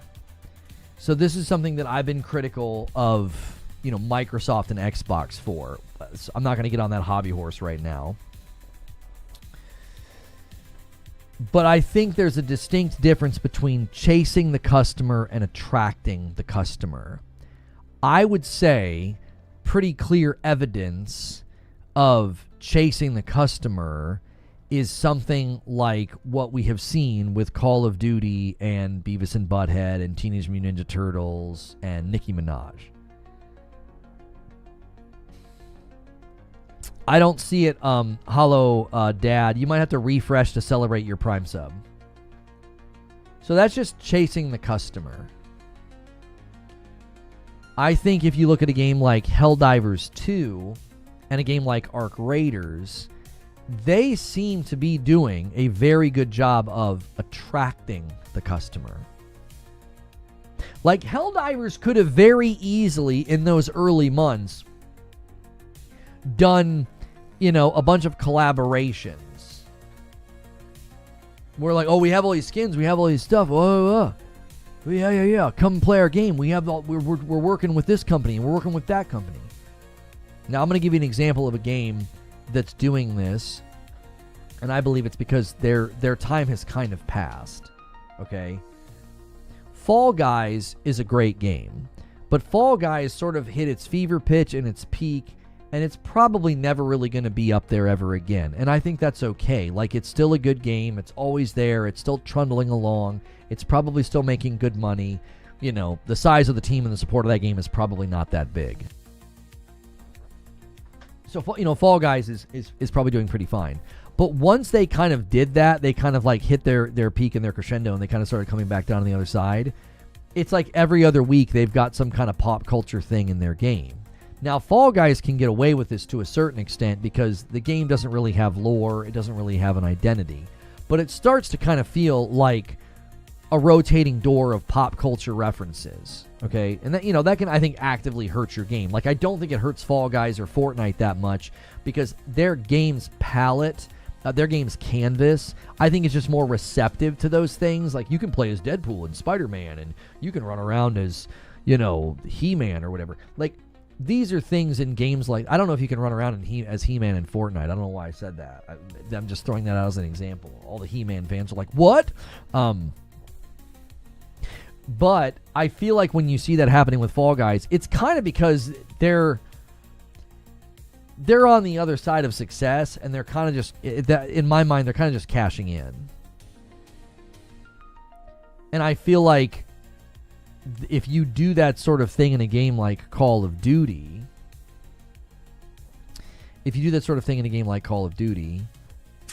you're going to end up with what feels like you're chasing customers rather than attracting them. You're like, hey, Teenage Mutant Ninja Turtles, hey, we got Beavis and Butthead, hey, there's this cool thing going on. So I think for a game like Battlefield, what they need to own from moment one is a magnetism that centers around the game's identity and like the experience that you're going to have, and not like chintzy things and skins and stuff. Yeah, nobody else has complained about the stream freezing over there on Purple. We had a rough start because I tried to use the vertical plugin. We've been approved for vertical streaming. I guess I don't know how to configure it. So, yeah. And TJ Love asked the same question. What would Battlefield's BR need to maintain success and relevancy? Yeah, I've been kind of answering that the last three questions. Hollerage says, do you think the free-to-play aspect of BF6 BR will affect other games like Arc Raiders? Yeah, there's something very interesting that happens in gaming where so there's a line in Gladiator that just, kind of came to me where he says, if you win the crowd, you win your freedom. Okay? And I feel like that rule applies here. If you win the crowd, you win a lot of freedom. And I feel like Arc Raiders won the crowd. They did. People are like, they're behind the game, they like the game, they think it's dope. They think it's like the next hot thing, the next best thing. A lot of praise being heaped on Arc Raiders. They won the crowd. So they're going to be able to charge money for their game, and I don't think it's going to matter that much. Now, obviously, that will affect their player funnel, right? Free-to-play games have, an inherently larger funnel of players. But Helldivers similarly won the crowd. And if you win the crowd, nobody cares. In an era of free-to-play live service games, a game like Helldivers came out and it was like, oh, well, it's $40. And no one said, are you kidding me? No one got really angry. No one was like, this is a joke. I can't believe they're doing this. Like, nobody did that. And the reason was because they won the crowd. If you win the crowd, then you can charge money for your game.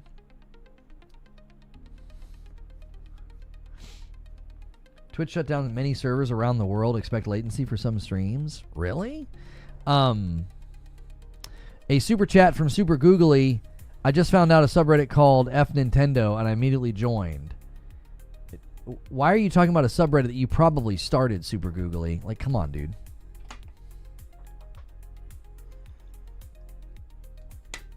Now, to answer the larger question here, you're like, well, is the free-to-play aspect, going to have an effect on a game like Arc Raiders? I don't know.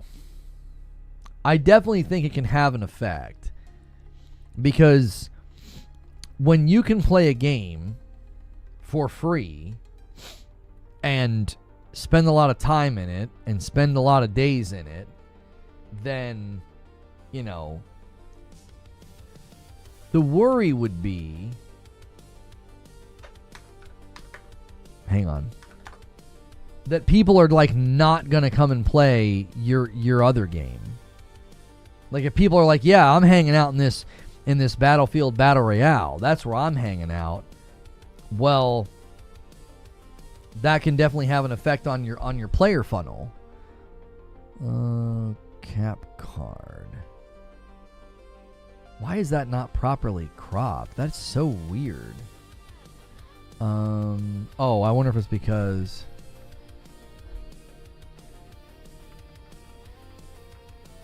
No. Hang on. I don't know why I don't have that properly capped. I can fix it, but...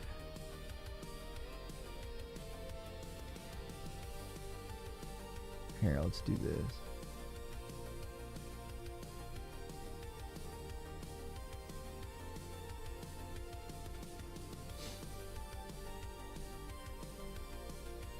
There we go.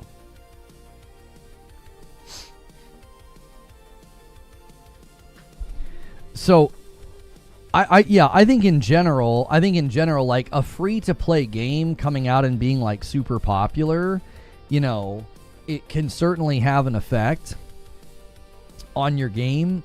But I don't necessarily think that Arc Raiders is out here being like, well, we better be able to pull, excuse me, we better be able to pull Call of Duty numbers. Or we better be able to pull, not just Call of Duty numbers. We'd be able to, pull like Battlefield numbers. I don't know if Arc Raiders is necessarily needing to pull those types of numbers. Because I could see them being happy with, a fraction of what like Call of Duty and Battlefield pull, and they would be just fine with that. They'd be very successful.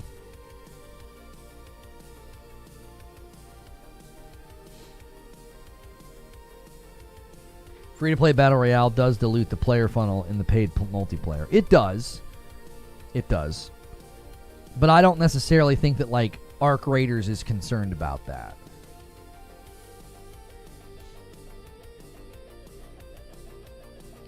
Can we get 5 more likes on the video? We are going to watch this thing together.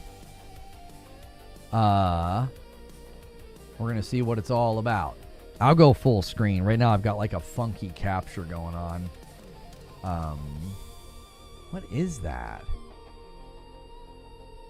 Console 2. Get out of here. There we go.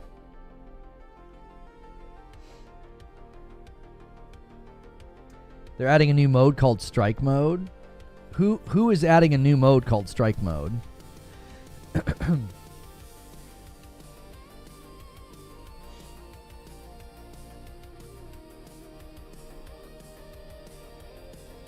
How many hours do you have, Perfect Image? 156 hours? What's taking you so long? I have every single skill unlocked, every single weapon, all of my bows, everything is at, I have everything maxed out, and I was at 63 hours. I have people, commenting on my Yote tweet, and they're like, oh, wow, you must have skipped a lot. I'm like, I have literally everything. I don't know what you're talking about. Like, I have all of my bows, all of my throwables, all of my weapons are maxed. I have every skill in the game. Every skill tree is maxed. And I'm at like 63 hours. Strike point. A mode is being added called Strike Point. Okay. What game is adding Strike Point? What game are you talking about, Rapper? You're at 59 hours? Super chat from Googly. By the way, I just bought 36 months worth of Game Pass Ultimate cards at the old price, so I'm set for the next 3 years as long as Game Pass still exists. Good luck. REDSEC equals redacted sector. What difficulty are you playing? I'm playing on normal. I did everything in 68 hours. I played on lethal. Yeah, if you were able to get everything done on lethal in 68 hours, I mean, yeah, 63 hours. I mean, people are like hitting 100 hours. They're like, you must not have done everything. I'm like, there's nothing left for me to do on the map that I can see.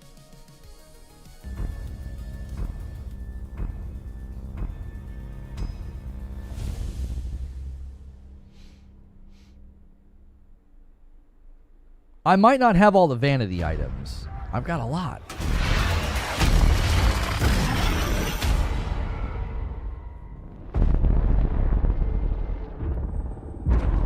Approaching the drop zone.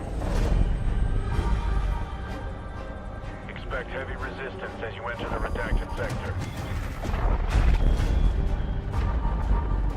Consider everyone down there a threat. Good hunting.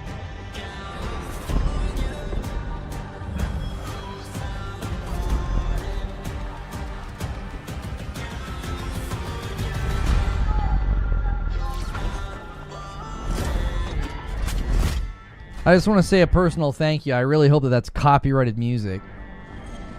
Like, thank you so much, studios, for continuing to use copyrighted music.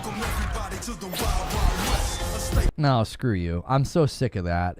I'm not having my stream muted later because you wanted to do a deal with a record label. Jiminy frickin' Christmas, it's annoying. Welcome to the bullput. It's like, geez, just play your frickin' game and gameplay. We don't need all that.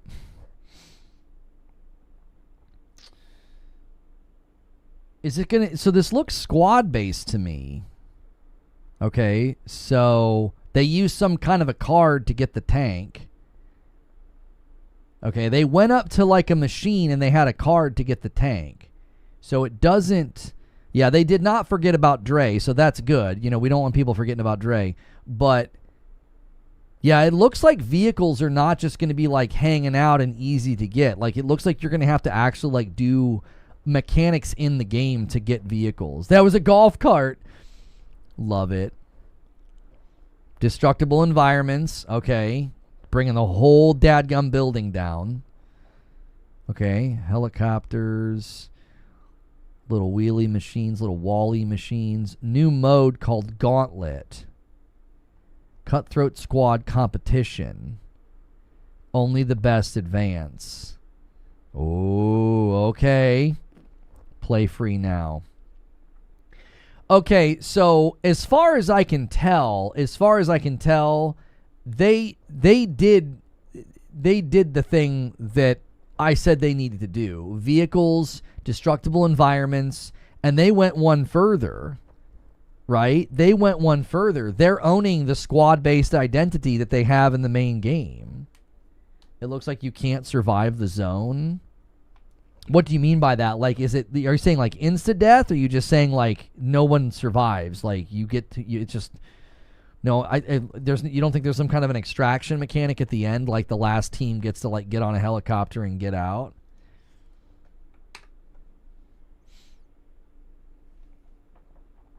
Looks dope. I think this looks very promising, especially I could see streamers really, really helping to catapult this, because the competitive squad thing, the Ring of Fire is made out of fire. Well, yeah, right, but like you might be able to survive for a little bit sometimes in a game like this. Like the smoke or the fire starts to hurt you, and then you just have to kind of like run out of it. Are you saying that like you think as soon as you get caught in it, you're dead?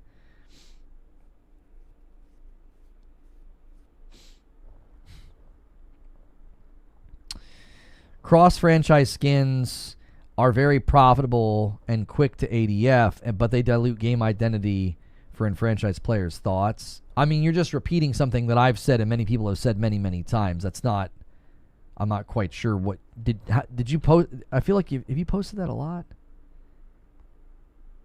No, you... Well, you kind of have. Yeah, that's not a new idea. I mean, I'm not trying to take away from what you're saying, but like I've been saying that all morning. Many people have been saying that. I said that last night in my video.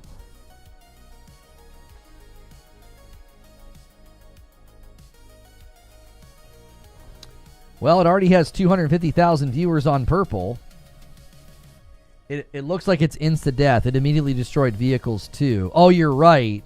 Yeah, it just, like, instantly destroyed. Well, I mean, a helicopter can't survive on fire. Was there footage here? So they're trying to get away. Okay. I wonder if there is an extraction mechanic, though, or were they just trying to move to another part of the map, probably.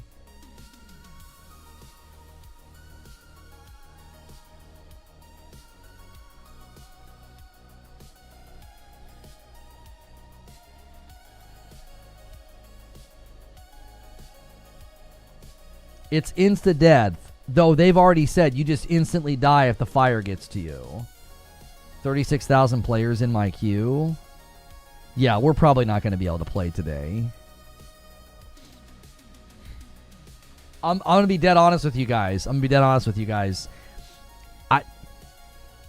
I could see us doing this on like a fun Friday night or something, but this is not something where I would do much with it. It's just this is not my world or my bag. Highly competitive, highly intense, like, yeah, dude. No. Am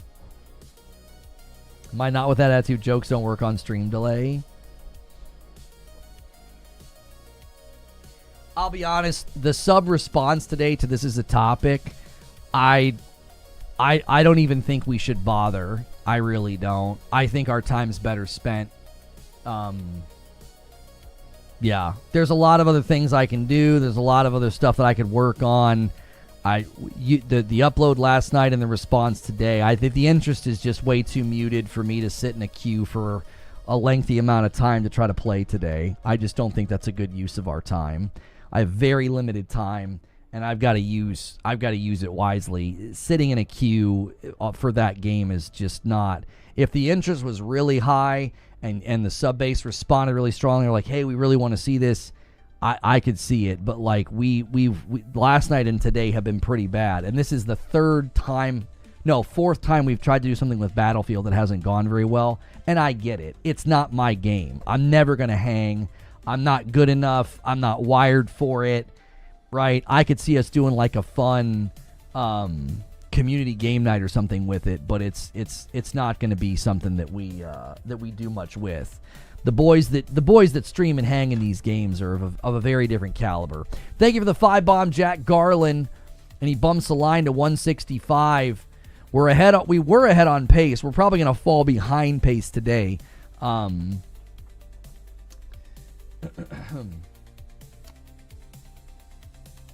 that's not for anything. Just appreciate the stream. I appreciate that, Jack.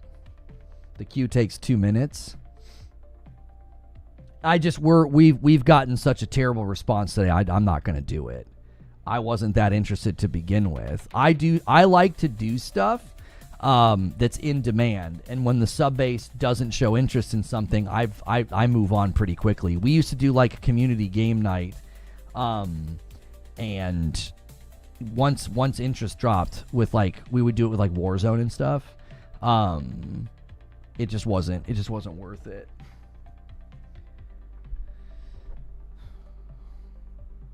If you were playing, you draw some people in. No, homie, I've been doing this a long time. I know how this works. The upload last night and this morning, this sub base is not interested in Battlefield. They're not interested in it, and I don't expect them to be. It's not my bag. It's not my game. It would be like me booting up League of Legends to a certain extent. It's like very, very much like out of my wheelhouse at this point. It's just not what I do. Even when I was big into Destiny, I wouldn't have spent much time in a game like this. It's just not for me. And the ship is pretty much sailed. Everybody's gonna tune in to the big dogs that play these games. Like, it's not gonna be a draw for me to switch and play right now.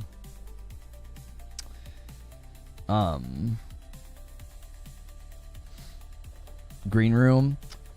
I mean, there's probably not a whole lot of a reason for us to sit here and belabor the point. There wasn't anything else happening today. Like, I didn't really have another news story to cover. I really didn't have something else to discuss with you guys. This took over the news feeds.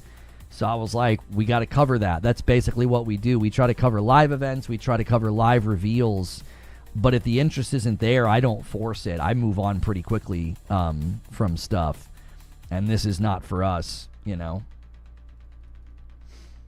Personally, I don't want to watch you play, but I want you to play so I can hear what you have to say about it tomorrow. I'm not going to have much commentary on a Battle Royale. I'm just not going to. I've not played a Battle Royale with any semblance of seriousness since early days of Fortnite. Like, I played for a while and put a lot of time into it. Yeah. But you're not playing? No. How do you watch Green Room? You have to be in the Discord to watch Green Room. Yeah.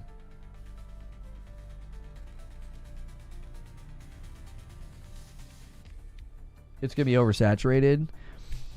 When we've done stuff like this in the past, there's been momentum. There's no momentum here for us. This is just not our world. It just isn't. There was a time where we covered Call of Duty and we had similar results.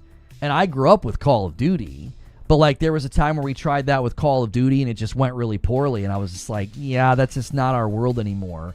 You know, I think our sub base is maybe a little bit older, and I just think the older you get, a lot of these games just kind of fall outside your purview. You're just kind of like, yeah, not really for me.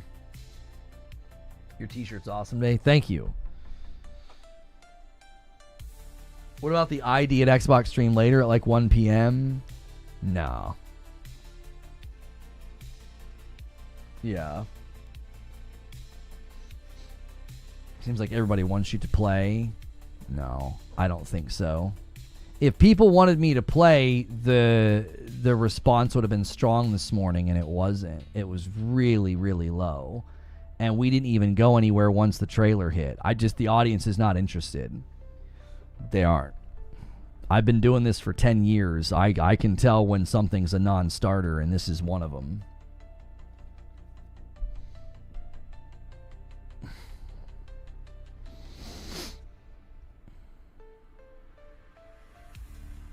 Isn't a lot of demand for a casual dad take on a sweaty BR? Yeah, like I am open about the fact that I'm very casual dad now. Like I casually dad game. So like watching me play a BR is just not, there's not demand for that.